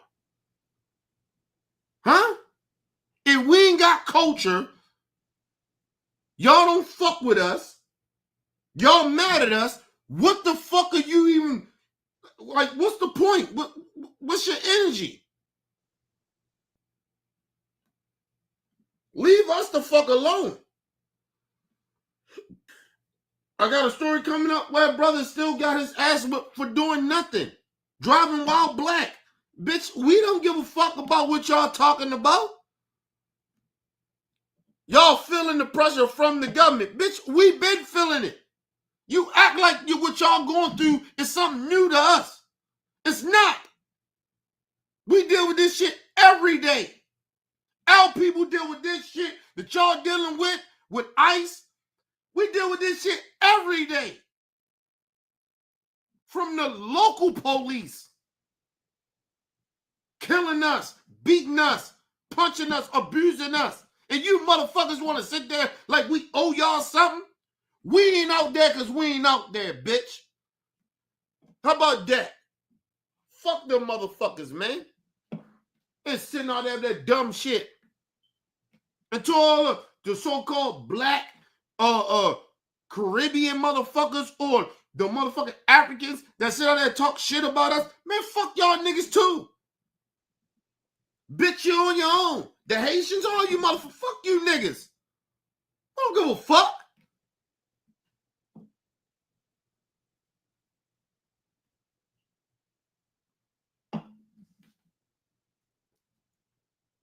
I keep saying this over and over again. If black people that was born in America ain't got culture, why the fuck are you here? Our culture ain't just hip-hop, bitch. Our culture is fighting for human rights. That way allowed you bitches to come over here. Civil rights is a part of black culture, bitch. Where you motherfuckers can come over here and try to get a better life. That's our culture, bitch. You just want to focus on some bullshit ass, not bullshit, because hip hop is a part of our culture. You want to just focus on that. No, bitch, we deeper than that. We deeper than that. You pieces of shit. Fuck you. We ain't got culture, bitch, then leave. Take your ass back home. Go back where your parents may be from. Go back and see how that work out for you. You ain't built for no shit that's happening where your parents came from. Because that, you know why? Because your parents came here. They ran from it. So, bitch, I know you ain't built for it. You first generation or second generation ass niggas. That goes for you motherfucking Puerto Ricans, any of you motherfuckers. Mexicans, I don't give a fuck. Chinese, fuck y'all. The fuck wrong with y'all, man? We ain't got culture. Bitch, y'all ain't got no culture here. You don't have culture here. How about that? You got culture over where your ancestors are from. You don't have culture here.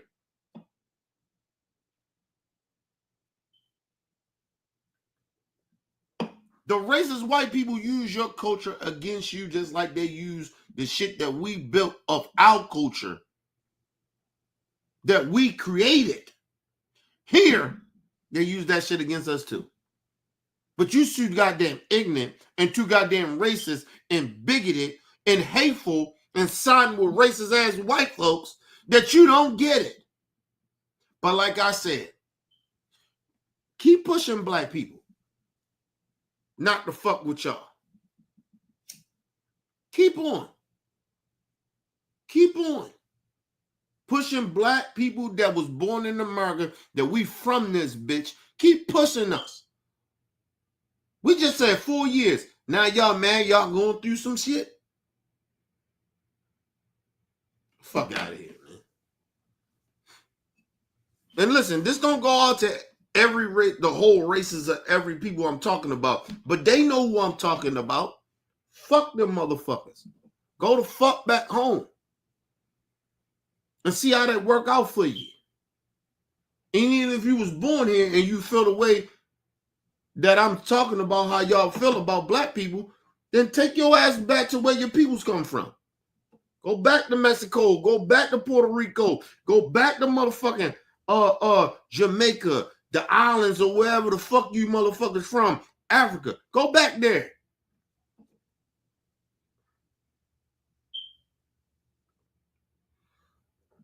Shout out to my brother Ron G and Ron Green in the building. What a Ron. Shout out to the OG. Man, please, man. Stop disrespecting black people in this country. Stop disrespecting black Americans, bro. Stop that shit. Y'all really need to stop. I was seeing this shit. I was like, yo, I can't believe these motherfuckers. They really mad at us. Because we ain't out protesting with them for what? Y'all chose y'all. Listen, why y'all more mad at us? Why y'all not mad at the people that is responsible?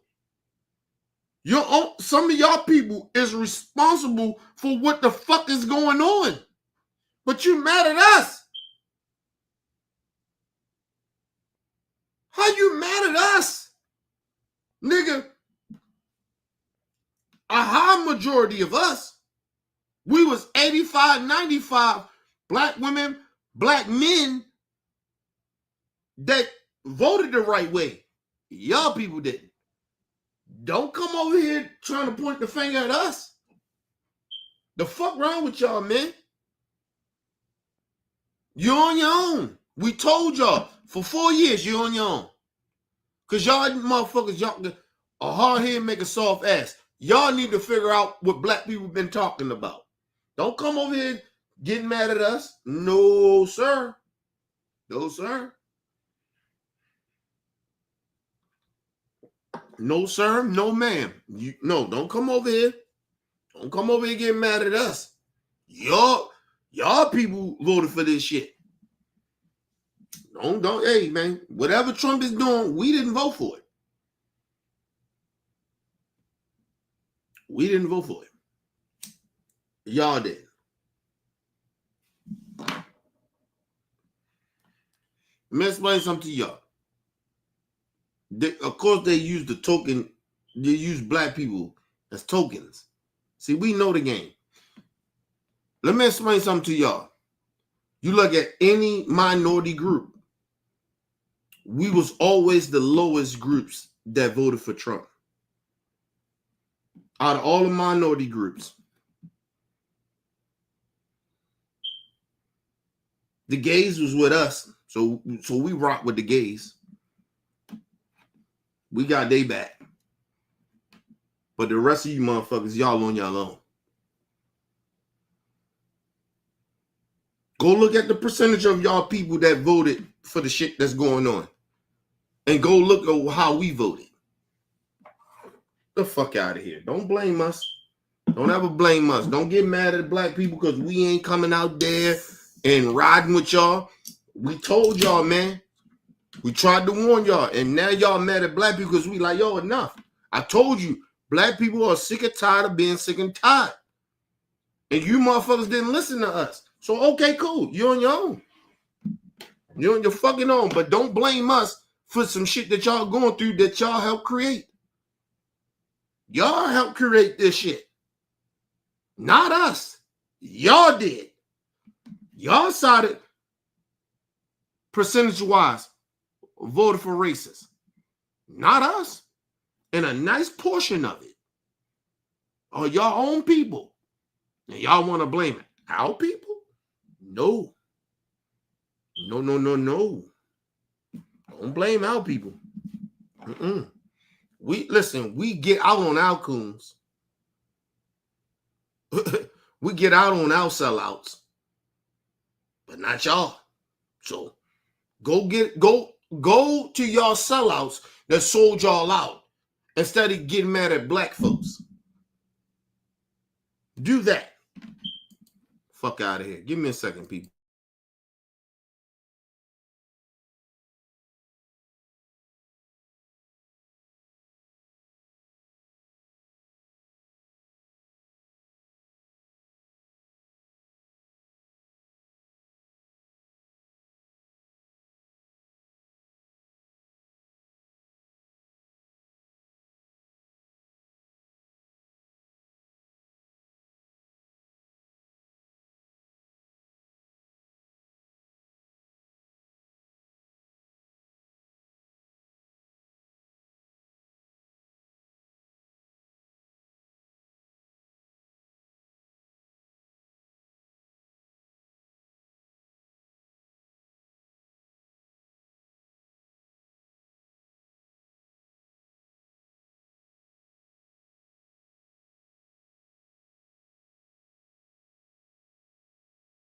All right, people, I'm back.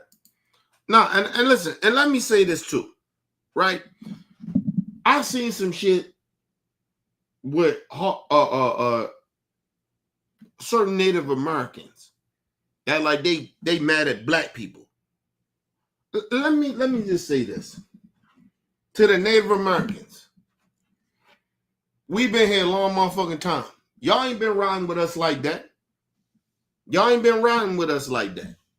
So please stop. Y'all went off, got your own little certain parts of where y'all be, got your own little land and shit.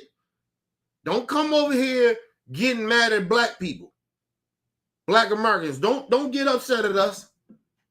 You motherfuckers got y'all shit and ran. These are facts. Don't sit here and act like black people owe you something. We don't owe you shit. You know what I'm noticing? All the different races of people acting like black Americans owe them something. We don't owe you shit. I don't give a fuck if it's the Native Americans. We don't owe y'all nothing. We didn't come over here and steal y'all land. We didn't do it.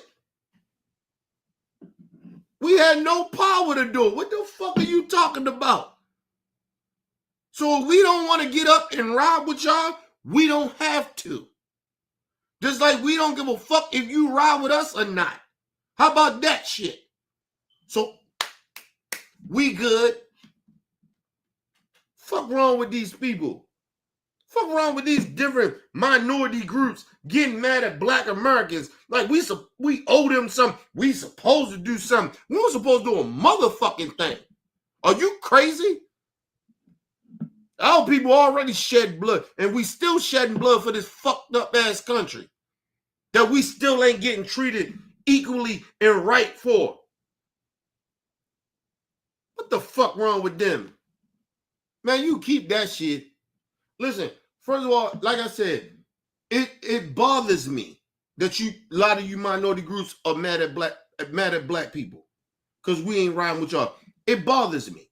But I don't lose sleep. You bitches are on your own. You chose. Listen, I'm gonna explain this shit again. You chose this shit because you thought you was better than us. Let's be very clear. You thought you was better than black people. Black Americans, let's put it that way. You thought you was better than us. You listen to the racists tell you black people ain't shit. Through the years, generations taught your kids and all that shit. You thought you was better than us. Okay, you're getting what the fuck you voted for. What you believed in, what you taught your kids. What the fuck are you mad at us for? We had nothing to do with what the fuck is going on. Did we want this for y'all? Hell no. You chose it. Please.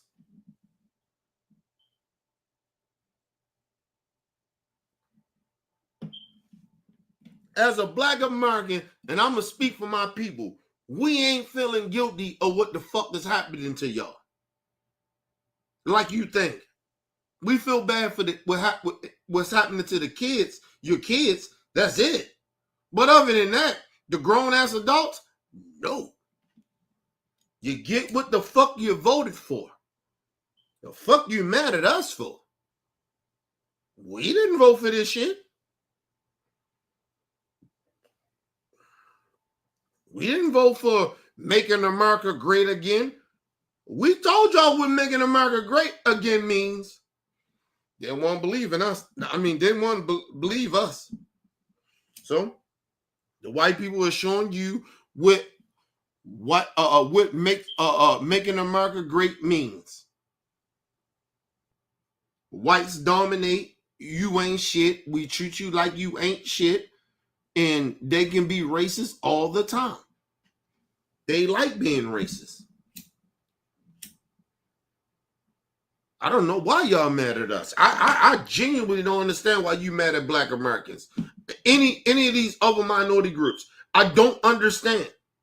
I don't understand why y'all upset at us. Because we ain't out what? Doing what? Nigga, our people are still getting beat up and fucked up and killed in these streets by these racists. And hung. And you motherfuckers sitting there like, what? Listen, man. You're on your own. Listen, you can say whatever you want that Hulk Hogan wasn't a racist. That's your opinion. And like I said, you just a racist ass white person if you don't think a motherfucker is racist. That motherfucker said that he was raised the way. I think I got the clip. You want me? Let me see if I can find a clip where the motherfucker said I was raised to say that word and it wasn't nothing. Let me see if I can find this clip, people. Hold on. Since motherfucker want to sit out, he wasn't a racist. Okay, let me find this clip real quick. See if I can find this clip. Okay, let me see. This might be it. Give me a second. he ain't a racist. Okay, cool. Listen, like I told you, I've been around plenty of white people. Plenty of around white people that's cool with me.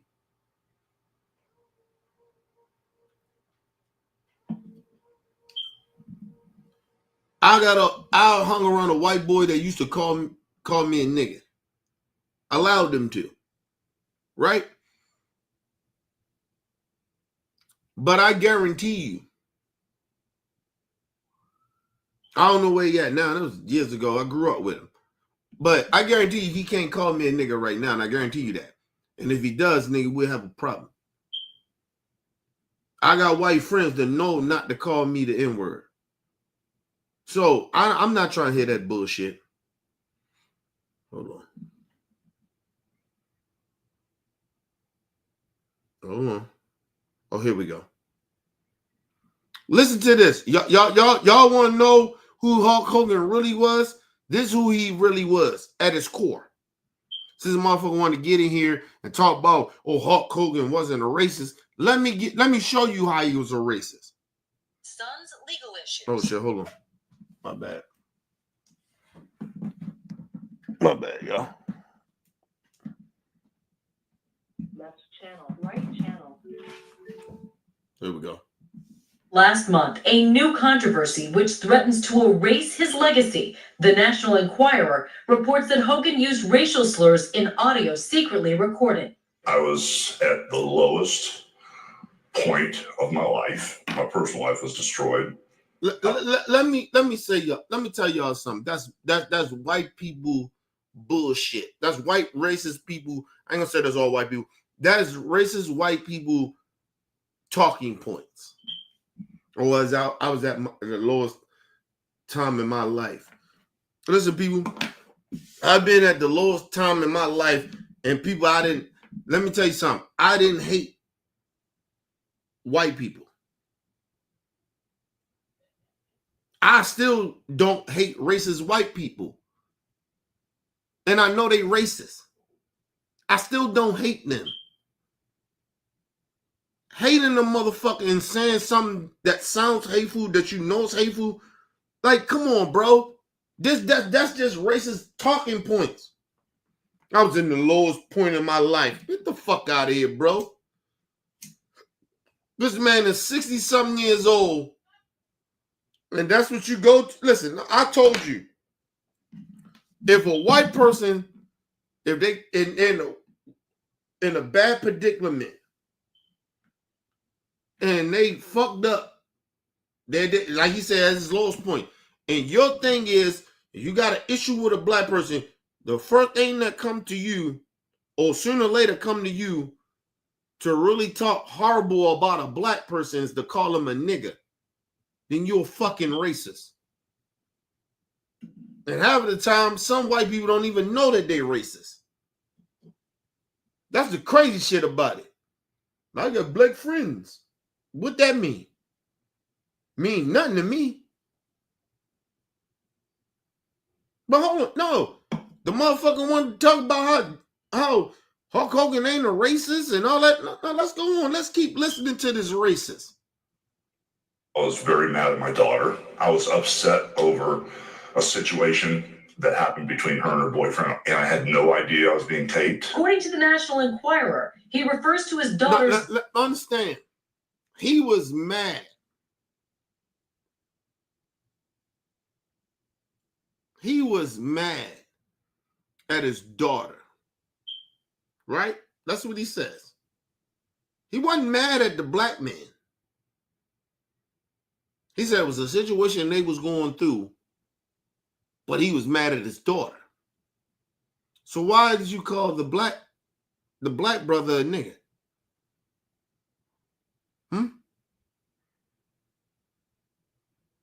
Now, mind you, when Hulk Hogan got caught on tape saying this shit, he wasn't intoxicated. He never said it. He never said he was intoxicated or nothing. He just said he was in a bad place. He didn't say he was intoxicated. He just said he was in a bad place mentally. And his first thing was he had an issue with his daughter. of the issue. I guess it had to do something with the brother. And his first thing to do is call a brother a nigger. Not a nigger, a nigger. Not a nigger, a nigger. But he ain't a racist though. But okay, let's move on. Then boyfriend, using the N-word. Do you have any personal preference who ethnically your daughter dates? No, I don't. Actually, the guy my daughter was dating, I liked him a lot. I've known him for quite a while. And Let me say that don't mean shit. I know plenty of white people, right? I had a white friend of mine, and all I did was talk about race. And a white friend of mine, his brother got real racial. And his first thing to comply to me about, I didn't call him a crack-ass cracker, nothing like that. It wasn't nothing like real crazy, but his first reaction was to call me a nigga. A good friend of mine. I still talk to him here and there. You know what I mean? Don't hang around him no more. But here and there, through social media, I don't fuck. It's not I don't fuck with him. It's just I remember that. That's your brother, bro. And his first reaction was to call me a nigga.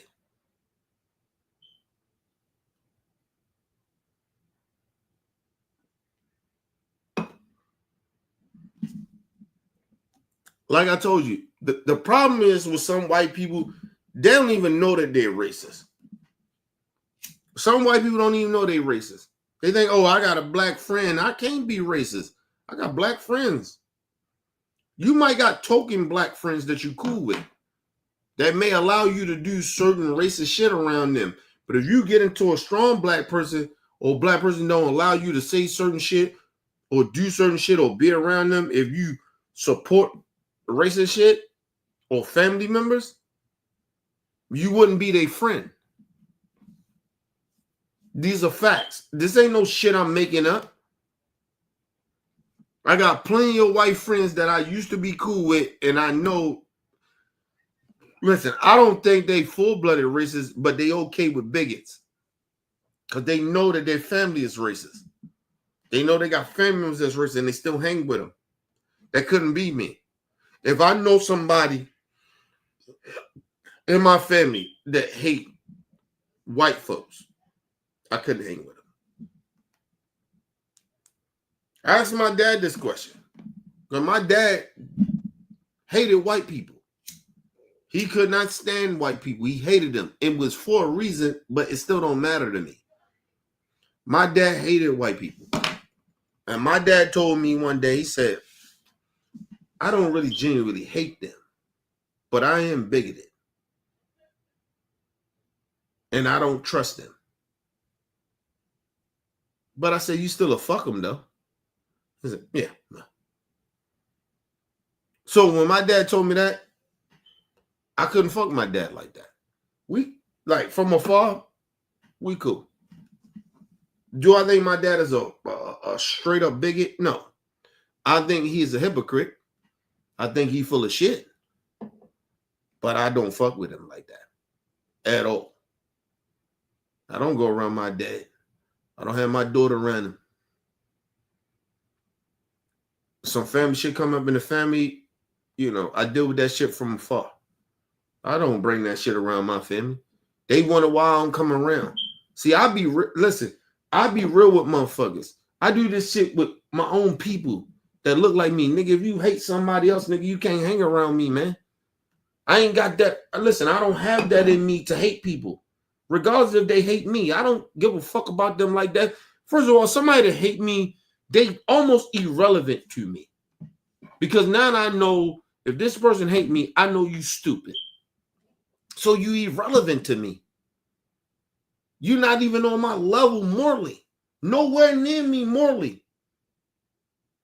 You say you more superior of a black person. You don't show it. You hate black people too much like that. So a person, you don't even know me to hate me. That's how stupid that is. First of all, I don't know a racist, even though I know you hate people. I don't know you personally to hate you. See how that works? You dumbass racist. You just dumb. But anyway. Racist people can never be in my presence. And I don't fuck around with people that's bigots and shit. I don't do that shit. Nigga, if I can cut off on my own family members, nigga, you think I ain't like I won't cut off a racist? Nah, nigga, I'm consistent. I don't fuck with people like that. Listen, I can love my dad from afar, but we don't fuck around with each other. He can't be in my presence like that. Honestly. And I don't really think my dad hate white people. I just think that he is a little bigoted. He used to hate white people. I'm not going to lie about that shit. And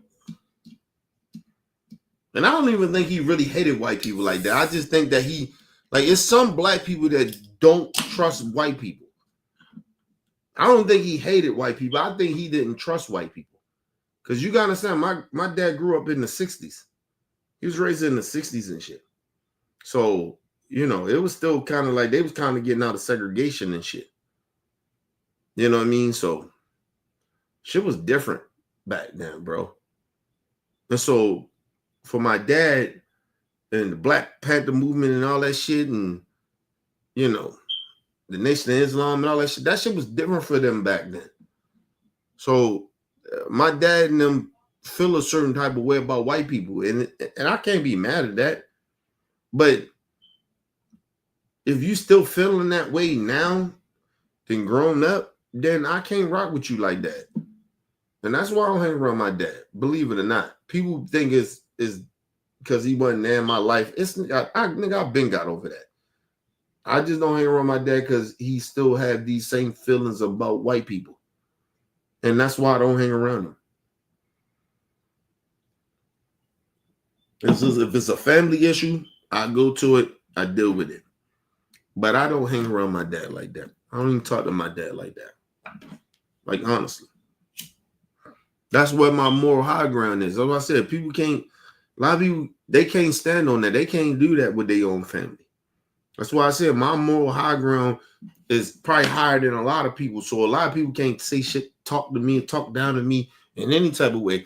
Nigga, if you willing to cut your own fucking father off or your own grandfather or aunts or uncles, whoever it may be, or friends of yours, if you can't do that because they bigots and they on some fucking hateful shit, if you can't do that, then you can't act like you morally better than me. Like, honestly, you can't even act like you on my level or talk about, oh, you ain't black. Nigga, I don't fuck with people that hate. I love black people. I love my black people. But if I'm surrounded by black people that hate people, because we are human beings at the end, if I hate I'm hanging around people that hate other people and they don't even know those people, now how the fuck is those people different from the motherfuckers they mad at? That's what I told you. A racist could never be on my level. I don't hate no racist. For what? You don't affect my life like you think you do. Only until you come in my presence and I show you, I will shoot you in your fucking face. I don't play around with racists. I don't play around with bigots. I don't play around with people that hate people. That shit is stupid and it's ignorant. How you gonna hate a whole race of people because a certain people, your interaction with some of their people? That shit don't even make any sense. But anyway, let's move on. I was very mad at a personal situation that happened with my daughter. Are you a racist? No, I'm not. I'm not a racist. I never should have said what I said. It was wrong. I'm embarrassed by it. But a lot of people need to realize that you inherit things from your environment. And where I grew up was South Tampa, Port Tampa, And it was a really rough neighborhood, very low income. And all my friends, we greeted each other saying that word. We teased each other with that word. The word was just thrown around like it was nothing. Is it fair to say that you and Right. He didn't say, he said friends. He didn't say black people. He said friends. His friends. They just used it around themselves. Let me tell you something. Hulk Hogan, he died at 71 years old. What community that he grew up around a whole bunch of black people like that where they was using that word like that? In Florida. Because I'm not mistaken, he from Florida. What community you talking? They just used that word. We just called each other niggas. That's a lie, bro. It's a lie. It's a lie. No white person back in those days. He's 71 years old, bro. At that time when he was speaking about this shit, he's probably like 60 something. He's lying. Talking about just saying it all the time in my community. But he never mentioned black people who was using it around him. He said, all my friends.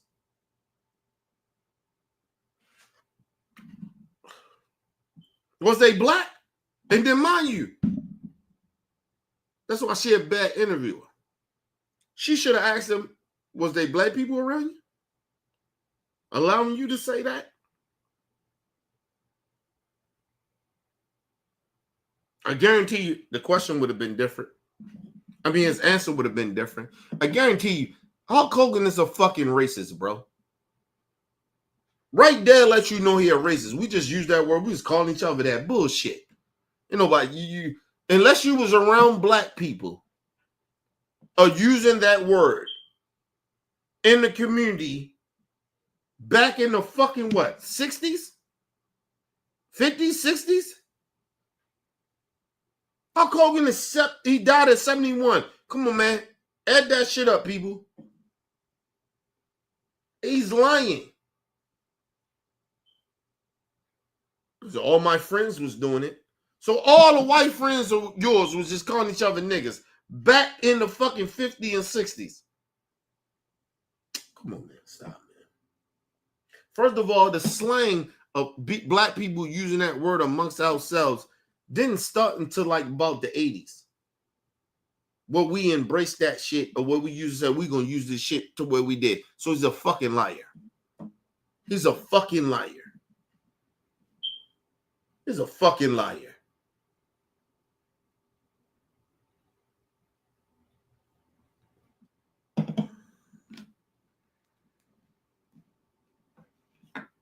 People, we was not using this word and embracing it until the 80s.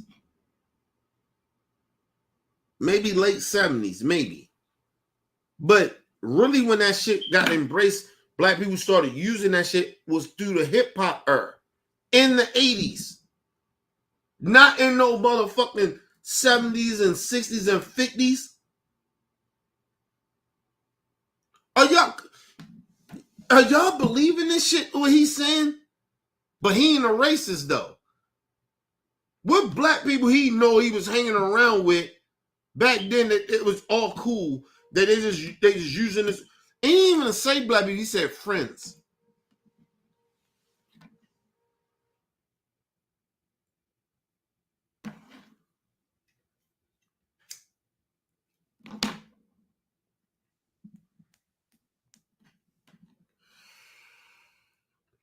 You know what disgusts me more is that racist white people try to pretend that they ain't racist. Just stand on your racism.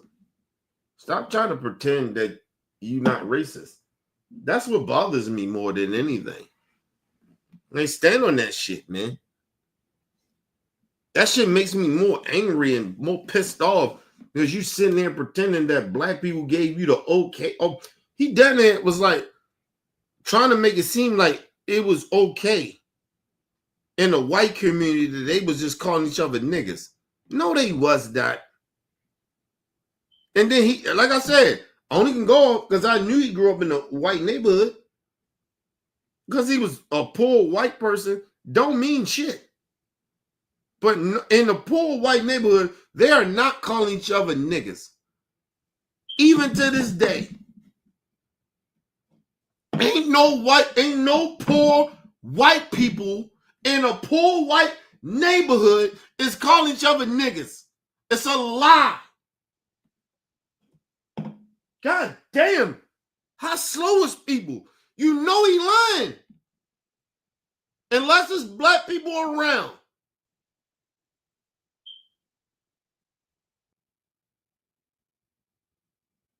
The fuck out of here. We just used it all the time.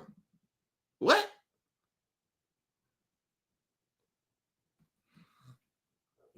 This motherfucker was born in what, the 1940s, 50s? Come on, man. Even in the 1960s, they wasn't doing that. They weren't doing that shit in the 1970s or the 1980s because black people were just starting to use that word of embracement. We're going to flip the word around. We did that shit in the 80s. So what the fuck is he talking about? Come on, man. Y'all gotta stop believing these ignorant ass or racist ass white people, man. When the motherfucker get in my fucking chat talking about Hulk Hogan ain't a racist. That's a racist right there. He lying. That racist piece of shit just lied. That is a lie. I know that for a fact that he's lying. He didn't say, oh, I was around black people and we was just using that word where I came from and we was poor. He didn't say that. He said, me and my friends, we used to use it all the time. Let's call each other the N-word. First of all, he didn't use nigger. He said niggers. So y'all was just calling each other niggers in y'all community when you was on tape calling that black brother that was dating your daughter a nigger. You didn't say nigger. You said nigger. So y'all was just calling each other niggers? How you grew up? You a liar, bro. He a fucking liar.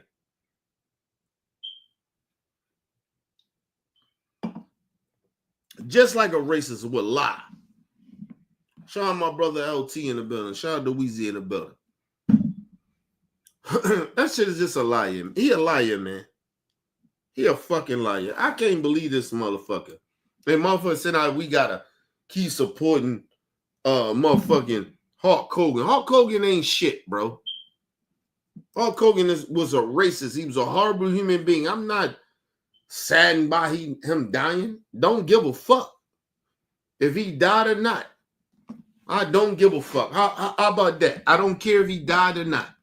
He died, so what?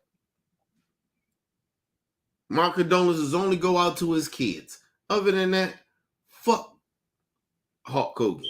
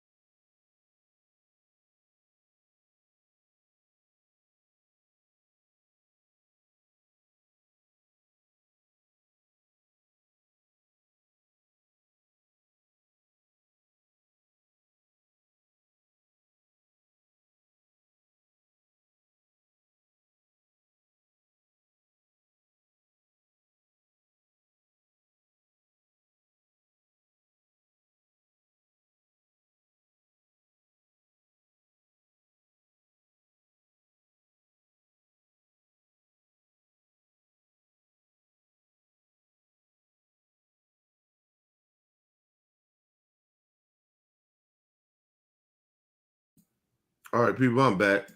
Let me say this too. This is how I know you're racist, right? I don't fuck with Mark Henry, the wrestler. I think Mark Henry he be buck dancing. That nigga be buck dancing. He a wrestler. Mark Henry buck dancing for racist ass white people. right? It's always something about these cool niggas. They always got them a white counterpart. It always bothered me about these niggas. That shit always bothered me. They never with black women, or the black woman is with a black man. They always be on some coonery shit. That shit is weird to me. But anyway, Mark Henry, the cool nigga, the tap dancer, he said, I reached out to her to try to tell Hulk Hogan, go look it up. Go look it up. Google it on the internet. He said, I tried to say, Hulk, look, you got to do this shit a certain type of way. Sit with a black man to apologize or what you said. He said Hulk Hogan basically just brushed them aside.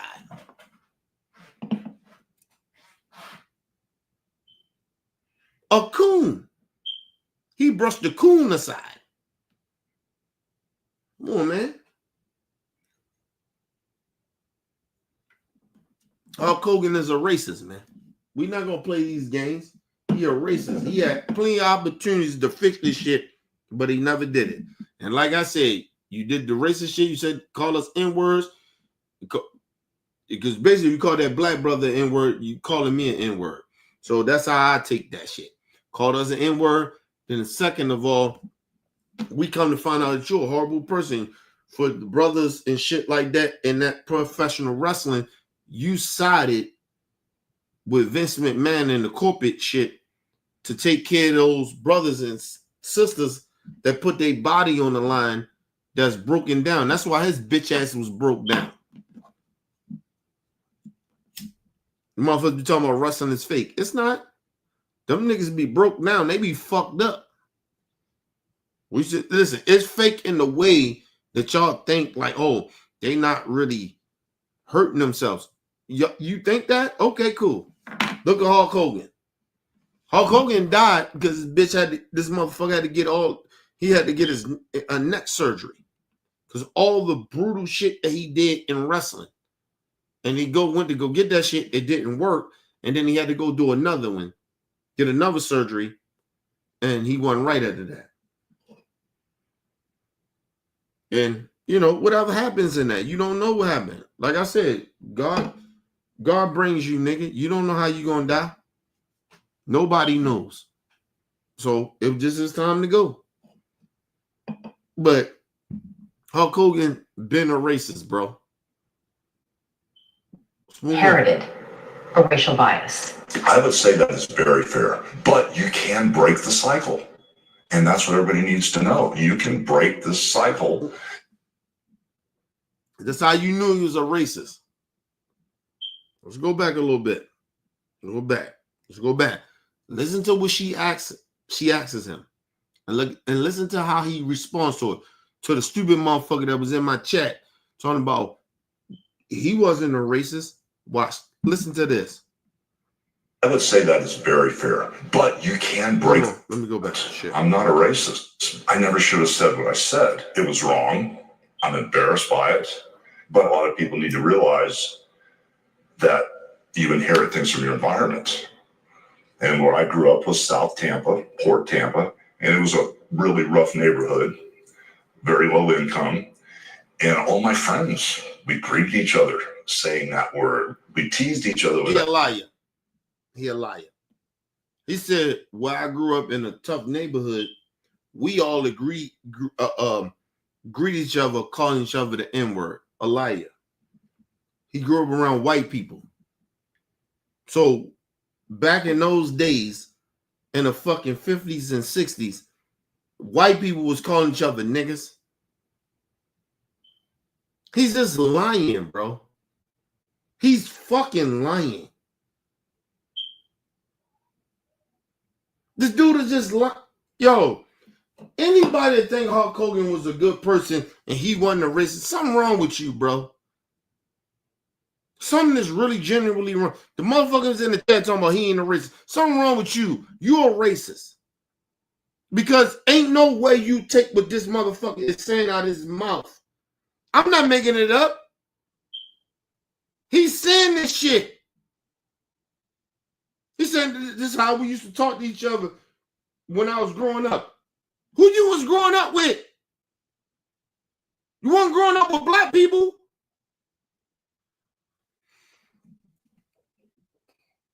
Do you understand back in Hulk Hogan days, it was very segregated?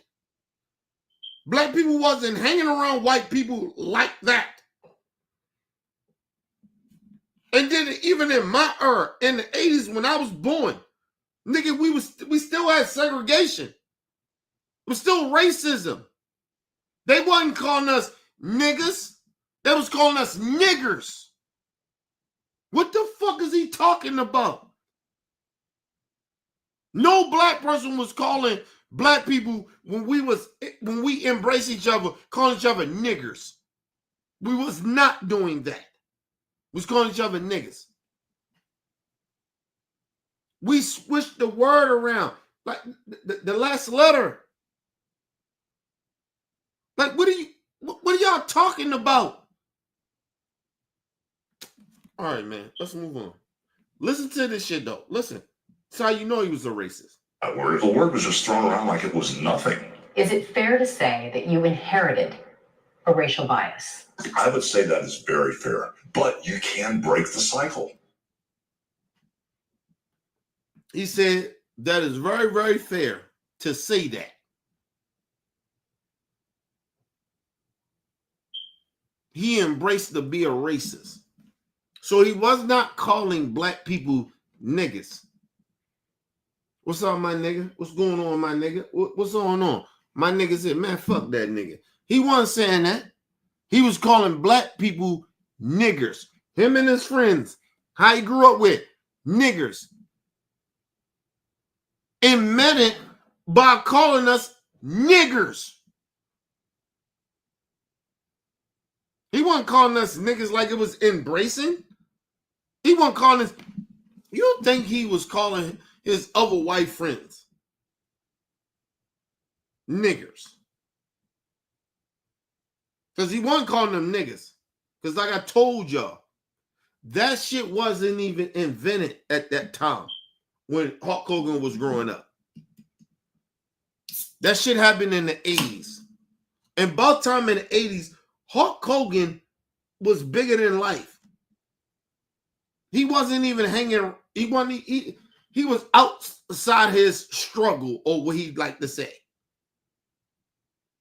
He wasn't living that life. So when he was living his life, nobody in his community was calling each other white people was calling each other niggas. The shit didn't even exist then. Oh, y'all. You white people, you racist ass white people, you want to say, oh, he wasn't a racist. Okay, cool. You keep believing that, bitch. You keep believing that. My uncles told me that they wasn't even calling each other niggas back then in the 60s. The fuck are you talking about? And these are black people. That's amongst black people. They weren't calling each other niggas.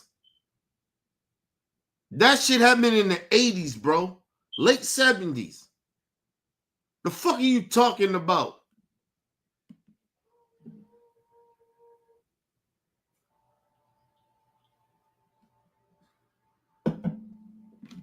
We switched the word around the fucking late 70s and 80s.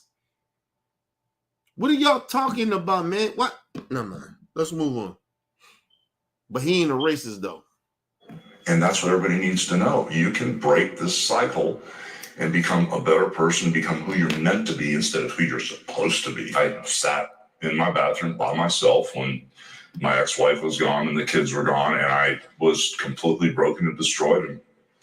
And mind you, all that shit he talking about had nothing to do with why he called his daughter boyfriend a nigger. He's just telling you how much it built up to him to calling that black man a nigger.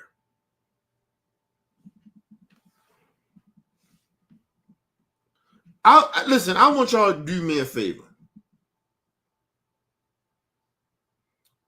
Because it's been a minute since I watched that shit. I want y'all to go watch the Hulk Hogan video. The way he fucked this homeboy's girl. Where he said he got set up. And it's possible. Right? By the law, it looked like he got set up. Whatever. And I want y'all to go watch that shit. And watch how many times he called his wife a bitch. Because he was really mad at his wife. Because she left him. Left him for a young motherfucker that he knew.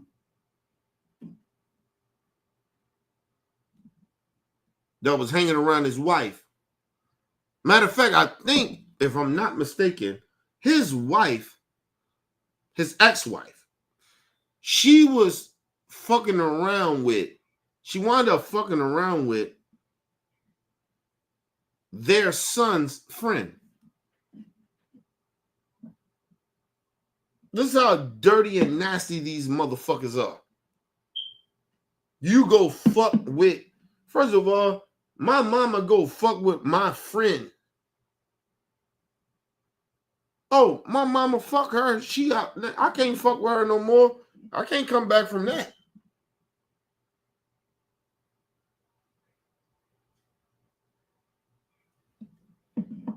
How you gonna go fuck with my friend? What morals do the mother have? You go fuck with my friend? Somebody was close to me? And you go fuck with my... Let me just say something to you. I'm not saying... Listen, if I'm Hulk Hogan, I'm fucked up about that. I ain't gonna lie to you. I'll be fucked up. But that don't give me the right to call black people niggas. I'm sorry, niggers.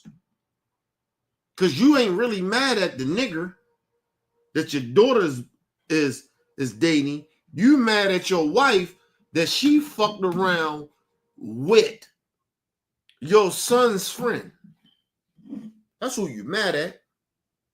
But you call a nigger, the black person, a nigger.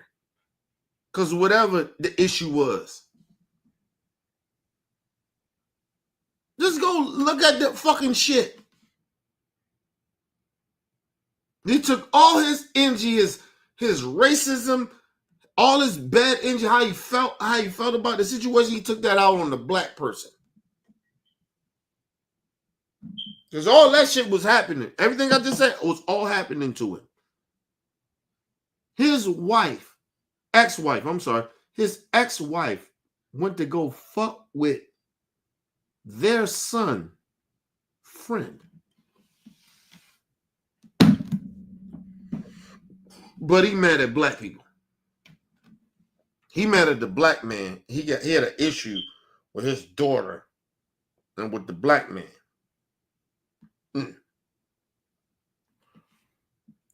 He said, I was in a dark place. Yeah. You took all that dark shit. You took all that dark shit out on the brother. The nigger. You took it out on the nigger, didn't you? Instead of putting that energy to your motherfucking ex-wife and the son's friend. Took all that energy out on the nigger, though. Mad at him.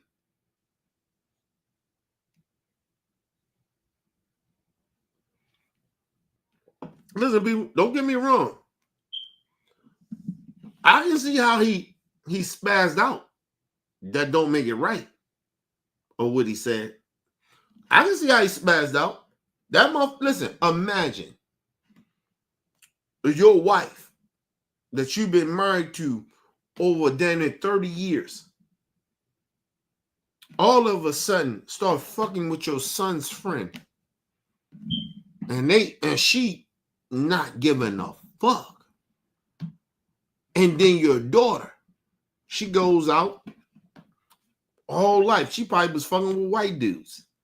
Then all of a sudden she get into this industry, right? Of singing or whatever, and she start fucking around with a black dude. And like he said, you understand, he was a racist back then. That see his daughter. Bitch. Yeah, he mad at his wife, but he really mad at his daughter. And he tried to say, and then you'll hear him, he'll say later, he'll say his daughter wasn't that upset at him. She just embraced him. Because you most likely raised her as a racist too. She don't know no better. Shit, the last time I heard about a Hulk Hogan daughter, this bitch was down in Tennessee working at a fucking bar or some shit. Like, seriously.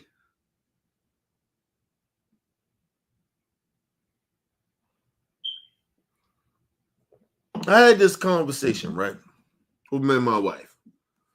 And I said to my wife, I said, because we had an issue, right? My daughter went to the summer camp shit. This is a second year going to it. And a little girl was disrespecting my daughter. Like, you know, my daughter got a disability and shit, so she don't comprehend shit the way others may comprehend certain feelings, right? But it's not even just that. I never raised my daughter to be violent, right? Listen, I ain't gonna say I'm a violent nigga, but I will go to violence real quick more than my daughter can ever think. She's not violent like that. My wife is more violent, right? Like, so we don't raise my daughter like that. You know what I mean? And by us not raising her that way, it put her at a disadvantage too. Because we just raise her different.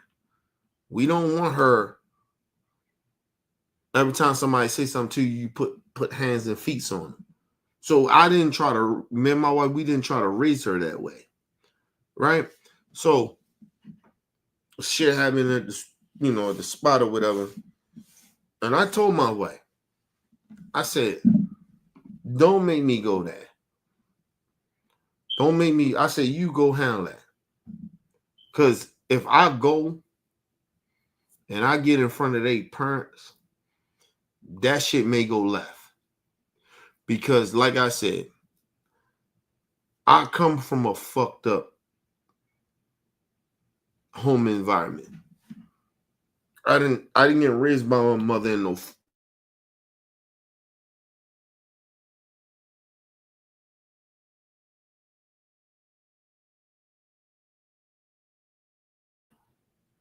excuse me, my bad, people. But I raised my daughter to be a decent human being. I cherish that. I cherish that. I raised her better than me. That's the most, all the materialistic shit I buy her, that's what it is. But the one thing that make me happy is I raise her right. And I said, man, fuck that. You can't sit in front of me as a parent and try to defend your kid if your kid on some bullshit. Because I know how I raised my kid. I ain't saying my kid's perfect, but I'm telling you, I get the truth out my kid real quickly.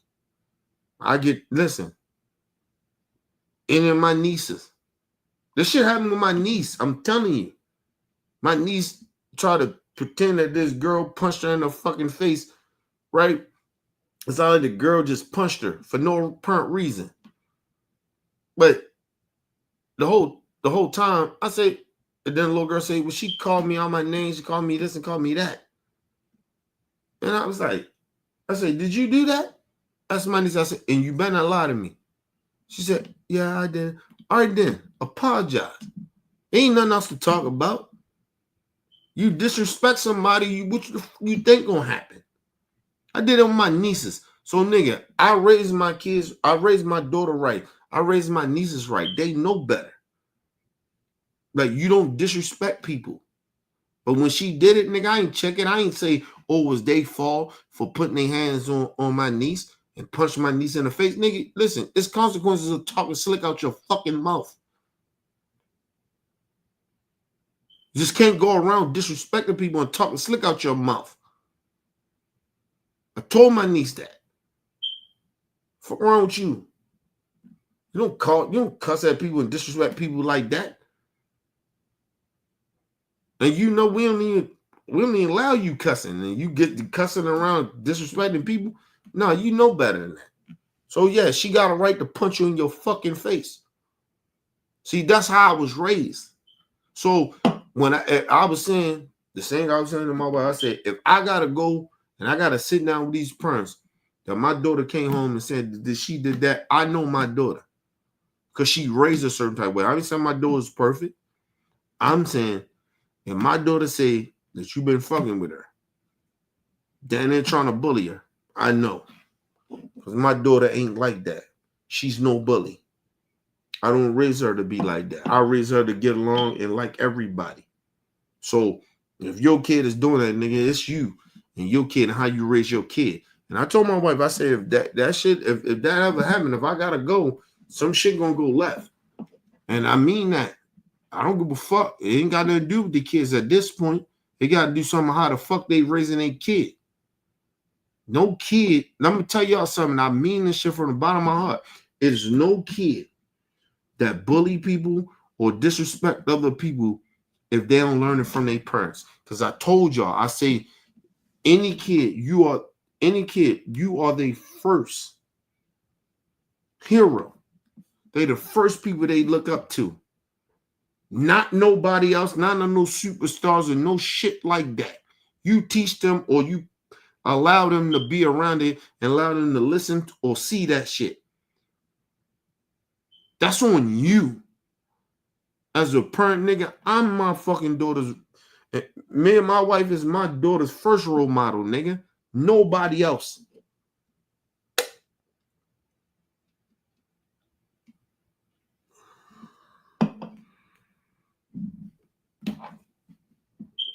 You know the one thing I don't like about what my daughter does? My daughter snitch, nigga. My daughter will tell on you. Doesn't even know about the situation that happened to her. Little girl trying to bully her and shit. How much she smell and all that shit. This being disrespectful. Like, hold on. First of all, y'all all outside. Right? They all outside. They all running around. None of you kids never smell good if you outside. Fuck are you talking about? Running around sweating and shit and just outside. None of y'all smell good. I be outside all day. I put cologne on. I dress myself in that shit. And nigga, I outside and work. And nigga, about the time I get off work, I don't smell like none of that shit. So, you know. But like I said, they kids. They don't know no better, bro. But like I said, you get that shit from somewhere else. And then the bad part about it, my daughter got a disability. Her uncle got a disability. So imagine, my point is, imagine that she had to learn that shit from somewhere. She had to learn that from her parents or people that's around her, that's raising her, that disrespect people with disabilities or not being sensitive to it. You understand what I'm saying? And that's what I be trying to get people to understand, man. It's a parenting thing, nigga. Like, my daughter is the way she is, nigga, and I'm proud of that. Like, my daughter ain't no gangster, nigga. Fuck out of here. I don't want her to be. I got nieces and shit, little cousins. They ain't gangsters. And I'm glad about that shit. They know how to move in the city. They know how to move around the hood. But they ain't like we was. No. Hell no. They not a gangster. They not like me. They not like a lot of my cousins, they parents and shit. They not like us. I was talking to my cousins and shit a while ago. Right, motherfucking aunt, when she passed away, was like, yo, they different, bro. They not us. And it's a good thing. They just see life a little different. They got a little They got a little edge to them because they Jacksons. You know what I mean? But they not us, bro. They nothing like us. Like, seriously. And their generation is a little different. So they not like us. And I'm glad about that. I'm glad they ain't gangster like us. On that street shit. I'm so happy. None of my nieces, my godkids, my fucking little cousins, my daughter, I'm glad they ain't like that. I'm so happy. I don't want them like how the fuck we grew up. Nigga, first of all, nigga, if they like how I am, how I am, then I ain't do a good job as a parent. I didn't raise my kid right. My kid should be nothing like me when it comes to the fucking struggle that I've been through. If they can relate to that shit in that type of way, what I'm talking about, then I ain't do a good job. I ain't do a good job as a parent.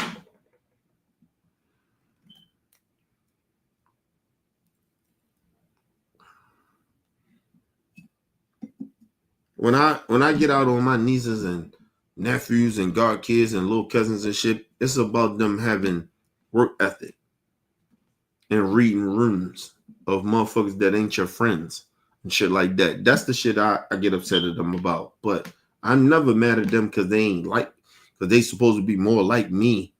Like, no. Fuck out of here, nigga. I'm glad they not like me. Nigga, I was a bad person, bro. Like, I did horrible shit to the community. I did horrible shit to the family. I made the family look bad. So, no, I don't want none of my fucking little cousins and nieces and nephews, got kids, and my daughter to ever fucking be nowhere like how we were or how I were. Fuck out of here.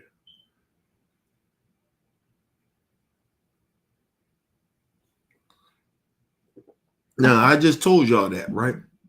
Now, understand, Hulk Hogan is 60-something years old. Nigga, I ain't even 45 yet. Just turned 44. And I know that. He said he grew up in a bad environment and all this. I grew up in a worse environment that he grew up in. I guarantee you that. So, but it was okay for him to still be racist when he got 60-something years old. And motherfuckers sitting out here talking about, oh, he wasn't a racist. Yeah, all right. The fuck out of here. Fuck you talking about? First of all, his encounters with black people like that, it wasn't really like that. I had more encounters with racist ass white people than he had encounters with bad black people. How much you want to bet on that? That should tell y'all something. That motherfucker is a racist, bro. He's a liar. But let's move on real quick. What's the easiest way out of this? Oh, my bad. Hold on. Shit. Excuse me. Left channel, right channel. Lost. Hulk actually did a pretty good job of taking responsibility and speaking out on breaking the cycle. And I'll play the most emotional part of that interview at the end. But first, speaking of breaking cycles, Donald Trump is someone who hasn't. In fact, racism is just one of his many cycles in need of breaking. And there was a time when the Hulkster has so little respect for Trump that he took a shot at Captain Chaos. Have a look. Will Hulk Hogan imitate Donald Trump? No, I ain't doing that. Oh, you're fired. Ivanka, you're... Oh, no, that's my daughter. I can't fire my daughter. Hold on. Yeah, come I mean, him, that's mother... One cartoon character making fun of another cartoon character, but the other cartoon character leveraged his celebrity to get to the highest office and has never apologized for his many incidents of racism. In fact, it served him well in appealing to a certain kind of voter that put him over the top. Before Donald Trump passes, I don't think we'll ever see a breaking of the cycle or taking responsibility moment. He makes no bones about the bigoted man he is, and he has even doubled and tripled down on it. And because he wears his racism like a badge of honor, anyone who cuddles up to him like the Hulk did last year is certainly suspect. But with that said, as promised, here's the rest of that interview. It shows Hulk breaking down while talking about his daughter, showing that even though he did or does harbor dark thoughts, at least he also has some intellectual honesty and regret about it when confronted. Something we'll never see from Trump, who's been confronted many times. Yeah. And if anybody should have disowned me, it should have been her. You know, she should have been the one. She should have been the one to throw me out like the trash, but instead she showed me more love than anybody. What did Brooke say to you? Well, can we stop for a second? All right. Okay. Let me say this. That shit is all fake to me. That's why I say fuck Hulk Hogan. Listen, I'm 44 years old, bro. I've been through some shit. Hulk Hogan ain't never been through more struggle than I ever have been through. I guarantee you that definitely just on the point of being a black man or a young black boy. Never been through struggle the way I have. I put money on that. Okay? This man lived 71 years. And you still a racist? Listen, people, when I was fucking, and I said this shit before, I told people this shit before. When I was fucking about, I think I was about 8. My first interaction with racism. I was about 8 or 7. And we used to try to go to this pool down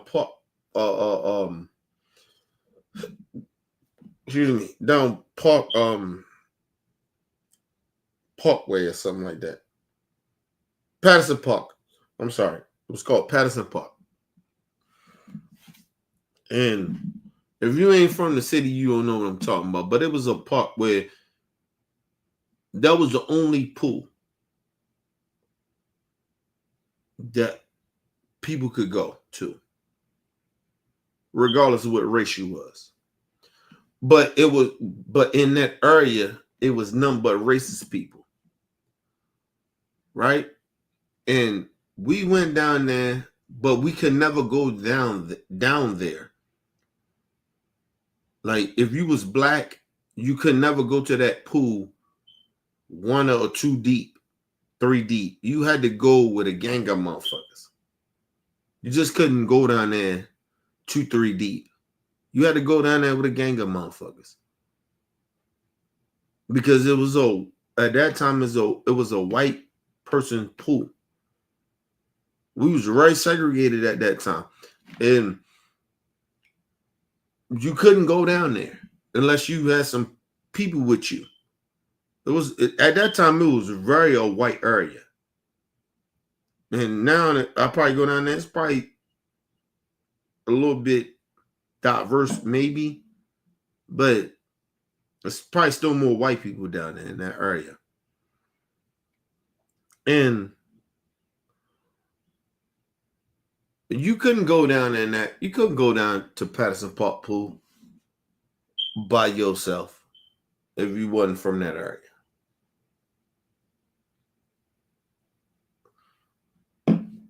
We lived outside of that area like that. So a lot of us, we had to come with people. So, I mean, we went. And we, like I said, we had to be no more than like 7, 8 years old. And we went down that motherfucker. And, man, my first experience of racism. And we went down there and motherfuckers, them white boys, these was kids, our age too. Right? They looked at us a certain type of way the whole time we down there. They ain't say nothing. They just looked at us a certain type of way. But we still did what we did. We had fun, got wet in the pool, whatever. Get out of that bitch, get ready to leave. we go to leave, it start getting dark. When we roll out, shit, it's getting dark. And the one thing about back then, when shit got dark, you don't supposed to be in that area if you black. Because there ain't nothing but white people down there. So, racist white people. So the kids and the adults used to chase us out of that motherfucker. I ain't gotta make that shit up, people. That's on my life. I put that on my life. And the kids and the fucking adults would chase us out there, throw shit at us, call us all types of niggas and shit. Like, seriously. Just being at the pool in the white area. Now, at that time, I didn't really genuinely understand racism like that or what the fuck was going on. But as you get older, you understand it like, oh, that's what that was. And that shit happened to me at fucking 7 to 8 years old. That was my first experience with racism. So, listen, I don't know what the fuck Hulk Hogan talking about. And I was poor. So, your poor don't... Let's just match your poor with my poor, which it ain't the same. But let's match Hulk Hogan poor with my poor. But he never got ran out a black neighborhood. It's a lie.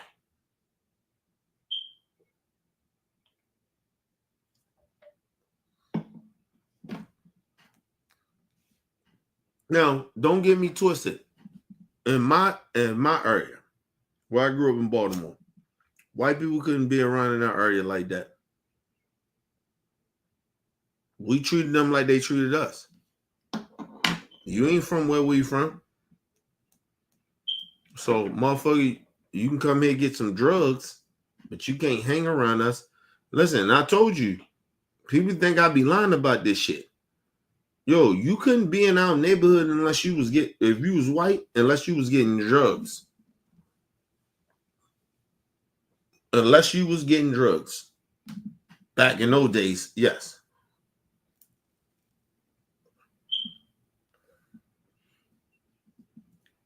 You can't be in black hoods like that. Now, it's a little different now, but back in the day, no. You couldn't be in black communities like that. When I was growing up, you couldn't be in our communities like that. You fuck around and get yourself killed. And that's only because of what we receive from white people. Racist white people.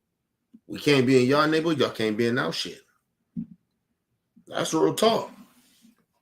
Now, that was in the 80s.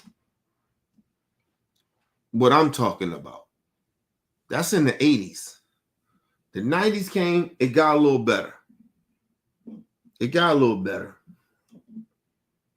It got a little better in the 90s. Well, we still was segregated. We still was segregated.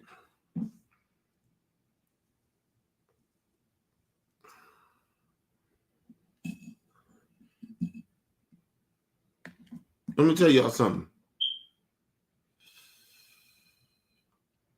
When Pac died, I was living with my dad in the county. And we came down to see our people in the city. Right? In Baltimore City. He died the day I was down in my city. And I ain't been in my city for probably a couple of years. I told you I lived in Ohio for a little minute. But yeah. That's when Pac died. I remember that shit. I remember when Pac died. And that shit, I cried. My dad, he thought I was upset about something else, but I wasn't. I was upset about Pac dying. And when I came back to Baltimore, like maybe about a year later or something like that, my cousin Black Boy, which is still to this day, is one of the people I trust out of my whole family more than anybody. And he put me on, like he really put me on the pot. Like he was like, yo, listen to this shit. And I used to just listen to him. He used to always play pop. He played everything. He played Wu-Tang, Biggie, and all that shit. NWA, all that shit. But I heard a lot of that shit, the NWA, all that shit like that. I heard that shit before, but he really put me on the pot. Like I was a pop fan, but when I came back to Baltimore, my cousin really put me on the pot. And I listen to that shit over and over again. Because that's a lot of times it's all my cousin used to play a lot of shit, but that was a lot of shit that he played a lot was pop. And I used to listen to that shit. And that shit, and I tell people all the time, that shit changed my life in a way. That's why my cousin, still to this day, my cousin is my favorite cousin. Like who I am, he get upset about it when I say this shit to him. Like my cousin is the reason kind of who I am. Because that nigga put me on to a nigga that I look up to that's my idol, which is Pac. And he put me on to Pac. Like really put me on to it. Like I heard of Pac. I knew Pac. I listened to Pac and shit like that, but I didn't really know. Right? Because I was a kid. Like I was really, really young. But when I came back to Baltimore, my cousin really put me on a Pac, and that's what I used to just listen to. I mean, he put me on the other shit. That's why I know other rappers and shit like that, and I know old school shit, because he put me on to that shit. That's why I said my cousin put me on a lot of old school shit too. But Pac was one of them niggas that stuck with me. You know what I mean? And you got to think about it. I knew of Pac before. Listen, I always tell people I knew of Bone Thugs before I even knew of Pac. That's real talk. But Pac is always going to be my favorite motherfucker. It's just different because I know what he stood for. Like it's not even about the rap. I know he stood for more than just the fucking rap. And so that's why I be telling young niggas, I like, yo, y'all listen to them niggas. You listen to these young niggas and listen to that young music. I get that, but are you fucking with them niggas because they can change your life and be some type of inspiration to you? Because that's the thing. Give me 1 second, y'all. 1 second.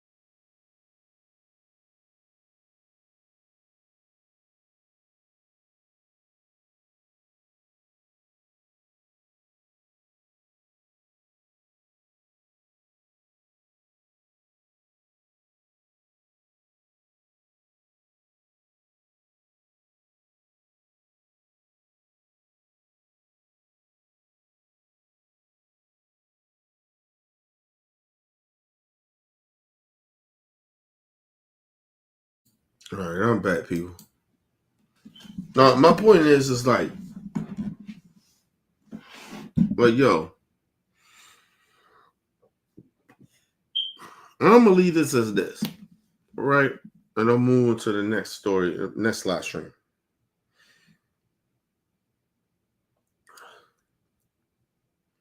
Do you know why I look up to Pac? Or look up to Kobe and shit like that, like people that's my idols. I look at them. It's not because they was perfect. I look up to them because of who they was at their core, right? Nobody's perfect. I ain't perfect. But I look at motherfuckers like that, like Pac and Kobe and shit like that. I look at these guys like my idols. It's because simple fact, like at their core, they was who they were. They believed who the fuck they were. It wasn't nobody going to change who the fuck they were. And that's my thing. Like, them niggas died like that. They died like who they were. Yeah, we can all say, oh, if they lived longer, they could grow and all that shit, but they died who the fuck they were. And who they died, who they were, I respect. Because I understand that nigga ain't none of us perfect. We all try to sit out here and pretend that we perfect, but we not. Motherfucker in the chat was like, Hulk Hogan ain't a racist. I just broke that shit down to you, yo. That's who the core of who he was. That's who he was battling with in his whole life. Maybe he didn't want to be a racist. That's cool. I get that, but that's who he was, though. At his core, that's who he was. And then the shit the motherfucker tried to bring out was he had to get God. Let me tell y'all something. When anybody has to, I have no problem with people believing in a higher power, because I do. I believe in a higher power. But my higher power didn't make me a better person, or made me treat people better because I just had to let go all my shit like that, and I believed in a higher power of God. I had to stop believing in a higher power to actually be a regular human being. Do y'all understand that? And maybe everybody can't do what I can do. I get that. But I'm saying, but you see what I'm saying? I didn't have to, get baptized and go to church and none of that shit to be a decent human being. And I've been through some shit in my life. But motherfuckers are sitting out here, oh, you gotta just get Jesus. Jesus will make you a better person, or believe in religion. No, it doesn't. No, it doesn't. You gotta have that shit. Listen, I say this, and I'm gonna leave this as this, and I'm gonna move on to the next shit. I'm gonna tell y'all something that's real, and nobody wanna say this shit. I'm the way I am because of the simple fact that at my core, or who I am, right at my core, I don't like shit who I became or what I did, even still to this day. I respect who I am now, but I don't like kind of who I was. If I go back to when I came in the world and comprehend, I still don't like who I am, because I was never this guy who I am now. I had to become this person who I am because of the world that I live in. I live in real reality. But at my core, or who I am, or how I came in the world, and when I comprehend, no. I don't even like who I am as a person now. If you're talking about the core of who I used to when I came in the world, no. I was never a violent person. I didn't like bullying. I didn't like to speak ill about people. I didn't like that shit. I told you, I used to get bullied when I was a kid. So, you ask a lot of niggas, if niggas did real backgrounds on me, they'd be like, oh yeah, Kenny used to get bullied back in the day. So I saw whipping their ass. And that's where this shit, you see how I just turned that quick? That's how that turns into, because yeah, nigga, y'all did that shit, but I'll whip your fucking ass now. Niggas can't play me, or I'll beat your ass then. because that's the environment. It teaches you to be a certain type of way. But at my core, or who I am as a person, no, I don't like being this way. I don't like that where I gotta get gangster with another person, or I gotta feel like I gotta whip somebody's ass. At my core, or who I am as a person, no.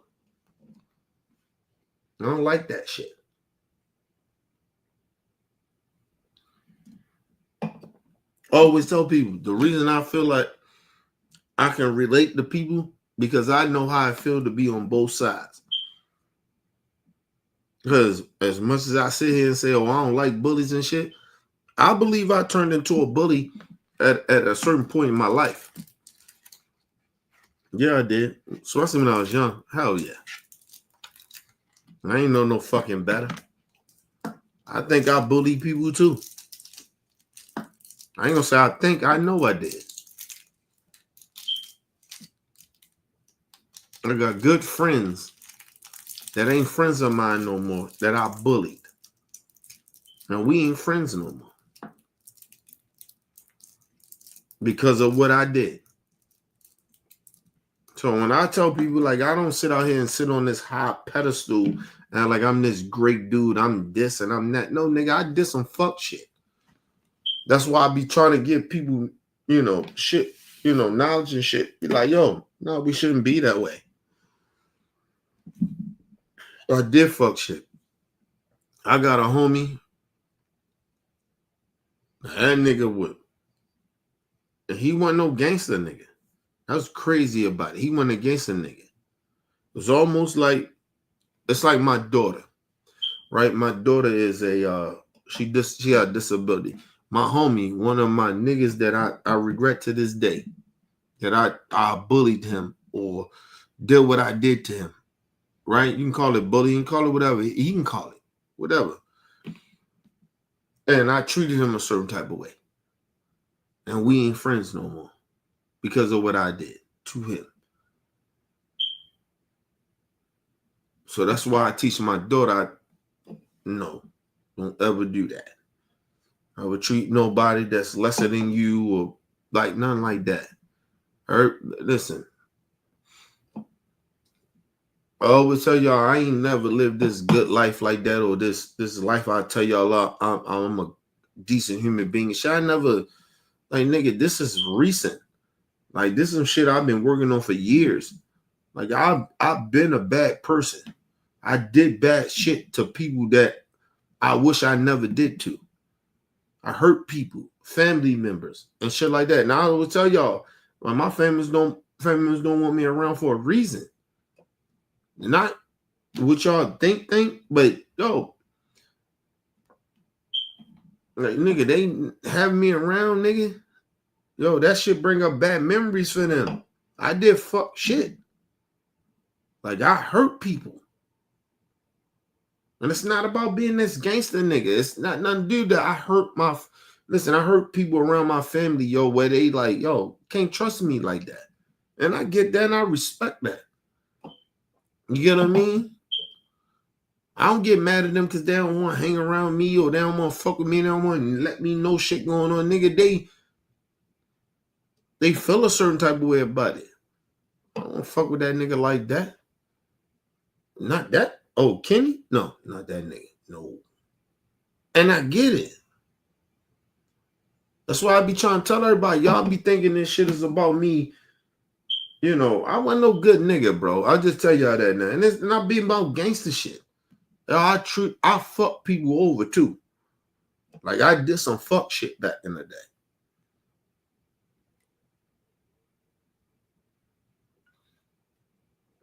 And I like to always chalk it up. It's like, oh, I'm just a gangster nigga. Nah, they don't look at that shit that way. You know what I mean? They don't look at it how I look at it. Oh, I'm just a gangster nigga. I just out there in the streets. They don't look at it that way, bro. We was supposed to be family, and I did some fuck shit. And a lot of them scared of me. They don't want me around, nigga. Like, and I get it, and I respect it. Like, I'm not mad at them. Because I get it, bro. I did fuck shit, yo. Sometimes, yo, you do so much fuck shit, or you did so much fuck shit to people, you can't. People not gonna forgive you. People gonna be scared of you. People are not gonna want you around them. And I have to respect that, and I had to, because at first I was mad about it, but I have to respect that. My family don't want, a lot of my family don't want me around. On both sides of my family don't want me around for a reason, bro. And I get that. And then you gotta think about it. I didn't really change that much of who I am. Right? And so they know that. And then if they have a conversation with me, like, oh, this nigga, he ain't really changed that much. This nigga still would do that. And I would. And that's the crazy shit about it. I still would, but I would do it to protect. Like, you get what I mean? It's a difference when I did some shit and what I was doing for ignorant, stupid shit. But if shit I would do to a motherfucker now, it's about protecting. But they don't get that. You understand what I'm saying? They don't understand that. They wouldn't get that.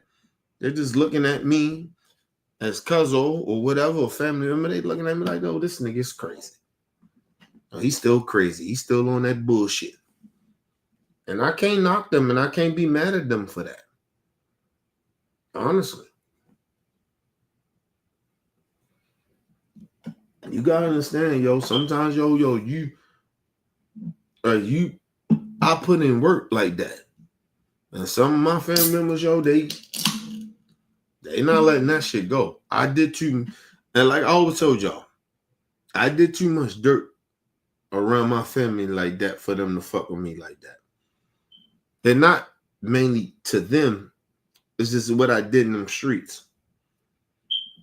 And that make them feel a certain type of way. And then even if now you got to think about it. Even now, when they come in contact with me a lot of times, it doesn't seem like I changed that much to them. Because I still would clap a nigga. Like, you get what I mean? So to them, they like, oh, this nigga ain't really changed. Not like that. This nigga's still a killer. And they think that. Like, so I can't get mad at them.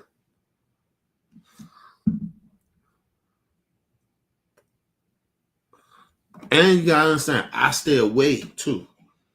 I push myself away from them. You know? So, and it's not because of them, it's because of me. Hanging around them bring bad memories and shit. Like, you know, give me bad vibes. I be tripping, bro. Like, I was saying, like, if I really got a beef with a motherfucker, you don't really want that. Because I will go all out. I will sacrifice everything. But the only thing that saves me of not going all the way out like that is my daughter. If you fuck my daughter, I kill you. I go all the way out. I crash out on you. You ain't got to worry about nothing else. You fuck my wife, I crash out on you for her too. You know what I mean? But I maybe think about it a little bit like, oh, nah, I shouldn't crash out. She'll take care of her. You know what I mean? Like, you know what I mean? Like, somebody got to take care of my wife, you know. But it's like,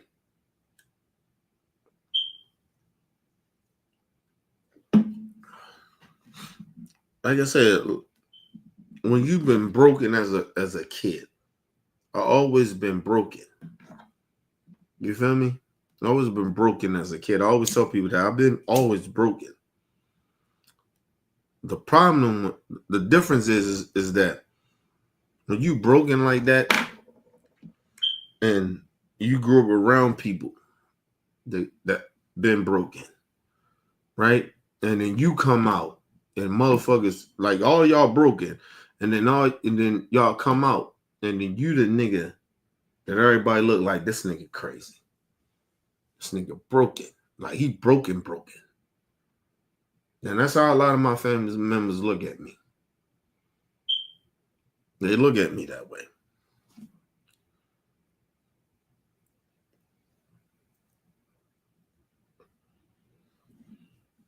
I can say y'all know me on the church. Y'all probably know me better.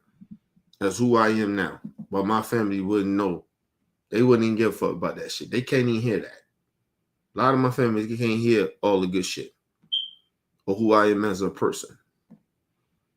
A lot of them like, damn, this nigga, he lucky to be alive, ain't he? No, this nigga, Kenny. He lucky to be alive. That's how my family look at me. On both sides. It's not like just one side look like that. No, I'm talking about both sides. They looking at me like, oh. Excuse me. They like, oh, this nigga still alive, huh? How this nigga still alive?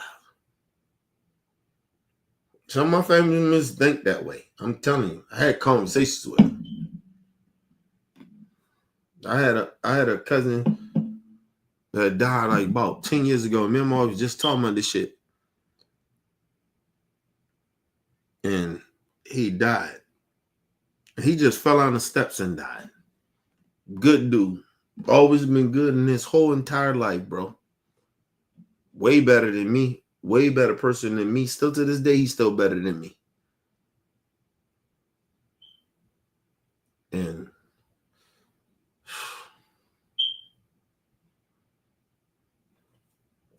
my cousin Wayne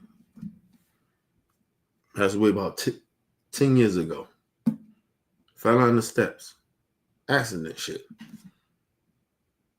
He died from falling down the steps, you know. Cracked his head open and shit. You know. And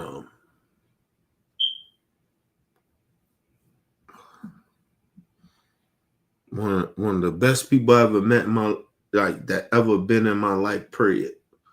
My cousin Wayne. That's a good dude. He's a pastor, everything, yo. He lived by that shit. He lived by that religious, you know, that thing. Like he really lived that. Good person, man. And he died. This motherfucker just died. He fell on the steps, bro. And he died like that.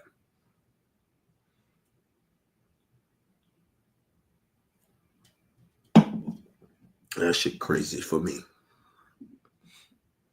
And I'm still here though. All the fucked up shit I did. You know? And my cousin was a good man, good father, good person. And he died on some shit just falling down the steps, bro. My cousin Wayne.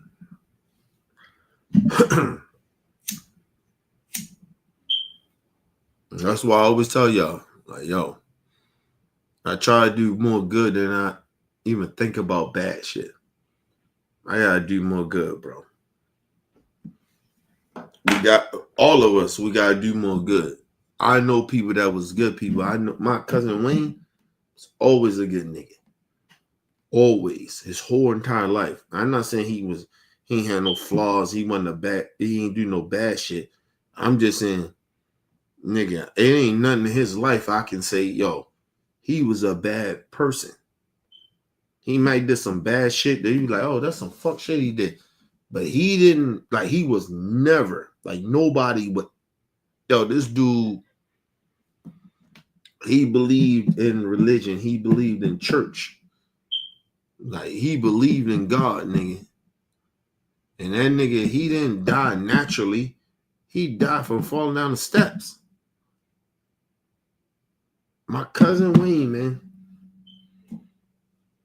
And we was sitting, I was talking to my wife, I said, oh, he 10 years ago. Shit was 10 years ago. And that shit made me start crying, man. Like, yo.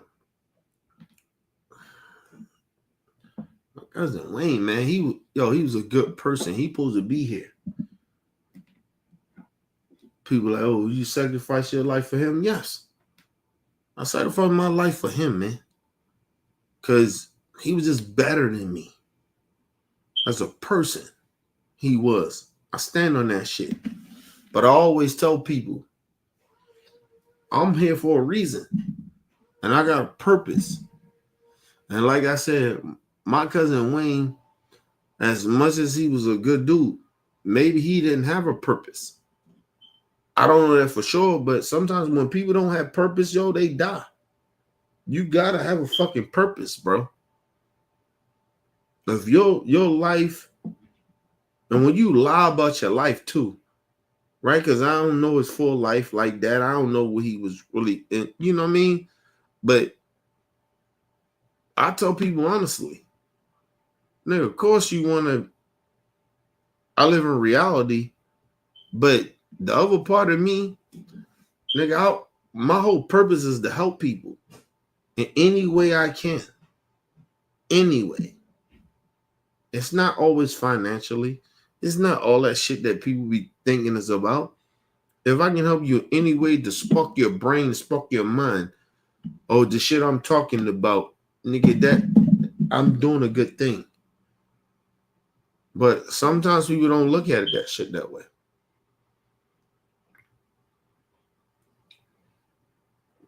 And I always tell people this too. I lived a long time too. Right? I don't know my due date. My due date may be coming up. We don't know that. Right? Don't wish I died, nothing like that. But I'm just saying. Understand that when we move out this motherfucker in this life, right? Do y'all understand that sometimes, yo,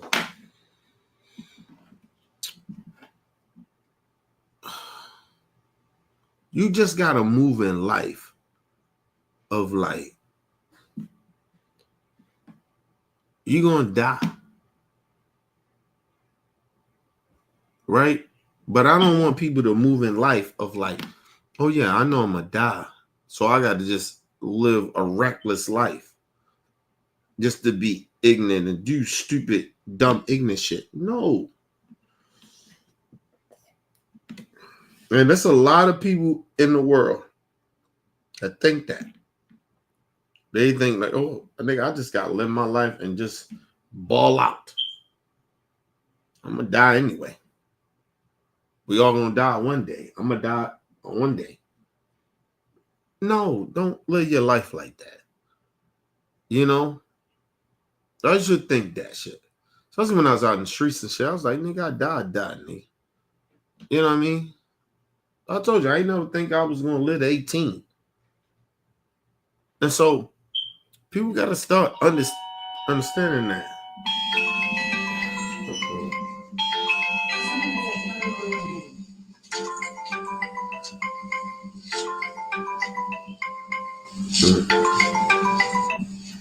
My bad, yo. Hold on, man. I gotta get the this is groceries here. I told you I was another grocery shit coming. Give me a second, yo. Matter of fact, I do this. I'm gonna go to this next story. I appreciate y'all. Love y'all, man. I'll be right back. Peace and love to the world. It's your boy, Mr. OBI. Peace and love to the world.